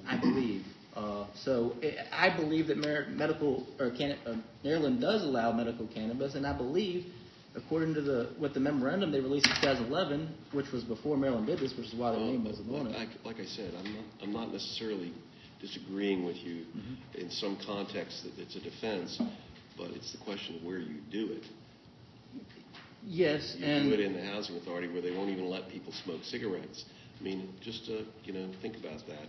Yes. You got next door neighbors who are allergic to cigarette smoke, and yet you're going to be allowed to smoke marijuana, or you've got families with children around, and the marijuana smells emanating from your apartment and going down the hallway. It's more a matter of, cigarette smoking is still legal, but landlords routinely either ban cigarette smoking from their properties or require you to pay a higher rate of rent because of the damage it does to the property, because of the cleanup that's necessary for the next tenant, because of the smell permeating all the interior of the apartment. So it's a contractual obligation. You're not here being prosecuted for the paraphernalia or for the possession of a small amount of marijuana. You're here because the question is whether you abided by the terms of your lease and whether the breach is significant enough to justify you're not being there anymore. And it's not about whether, it's really not, that's not the issue. It may be your justification, but you're not being prosecuted for it. It's a question of whether you can do it there, as opposed to going to a clinic somewhere and doing it at the clinic. well, is my belief that if it's legal medically, and I have showed them this recommendation, that and as I mentioned, a reasonable accommodation request, that they actually have to address it. And I was going to suggest that, can they let me go outside where everybody else stands, 25 feet away from the building? And those are the types of discussions I was going to suggest. And that seemed reasonable, along with both that federal statement, along with Maryland law on the matter, to at least address it, which they never did. Instead, they kept attacking me for it. And I was under the impression that there was a different way to go about that. And even when Rhonda said she took pictures, why did she go back in my room? Because that created a whole mental thing for me for the next period of time where I was recording my room and I left and everything else. If she had pictures, she could have put it in on that. Why did she have to go through that? And it's my understanding that they've breached the lease as well. So I may have breached the lease, but it's not, in my opinion, it's not any more substantial than any breaches they've made when they didn't leave a time of entry, or when she stayed in my apartment even after admitting there was no smoke or an emergency and she didn't call the fire department or anything. So it's my belief that we've all made mistakes in this, myself, the housing authority, and that they can be remedied if there are actually appropriate measures taken to address them instead of everybody ignoring each other, which I'm not totally innocent there as well, like I've stated. But I don't believe the lease any violation was any more substantial than their staff entering somebody's apartment and not leaving a time of entry, and not leaving after requested numerous times, or not addressing reasonable accommodation requests, and as a matter of fact, responding with a sign that could have been. If I put in a reasonable accommodation request and then I go for my meeting and all of a sudden there's a sign and they've never even answered an email that was sent 2 days ago, that seems like it's personally targeting me, and that's how I felt. My doctors have stated that. Objection. Sustained. So I would like to request, if the court does not find in my favor that at the mercy of the court and the housing authority, I at least get time in order to get my situation straight, in order to find somewhere else to go. I was trying to get out faster, or be able to, or have that situation, but given my recent circumstances, I'm having a bit more issue getting that together than I was prior. But if the court does not find in my favor, I would please ask that it be allowed that I get 2 months to get everything together. I think that's asking a lot. I think I might be able to persuade them for 30 days. But I think 2 months is a bit much, because most notices to quit when tenants holding over are based on a 30-day period. Yes. Well, See, would the housing authority be willing to consider that on the condition that there are no more video recording and no more altercations? Would the housing authority be willing to consider a stay? Housing authority would consider that if there were no more, under his criminal, I've asked the court to take judicial notice, he's not allowed to audio and video pre-sentence, but we also don't want any more postings on the housing authority, about the housing authority or any of its Right. tenants. Can you abide by that for 30 days? See, here's the deal. This is not an unusual problem. And look, listen, Mr. Cavanaugh, it could be a medication issue. I'm not sure what it is. You've been a gentleman here this afternoon, okay? You're obviously got a lot to deal with, but you've been a gentleman here this afternoon. So I know you're capable of behaving as long as you don't lose your tether, right, and get into more trouble. And so I'm really sympathetic to your circumstance because I don't want you to be homeless, all right? There's probably a better placement for you, though, than a big building like this with so many people around.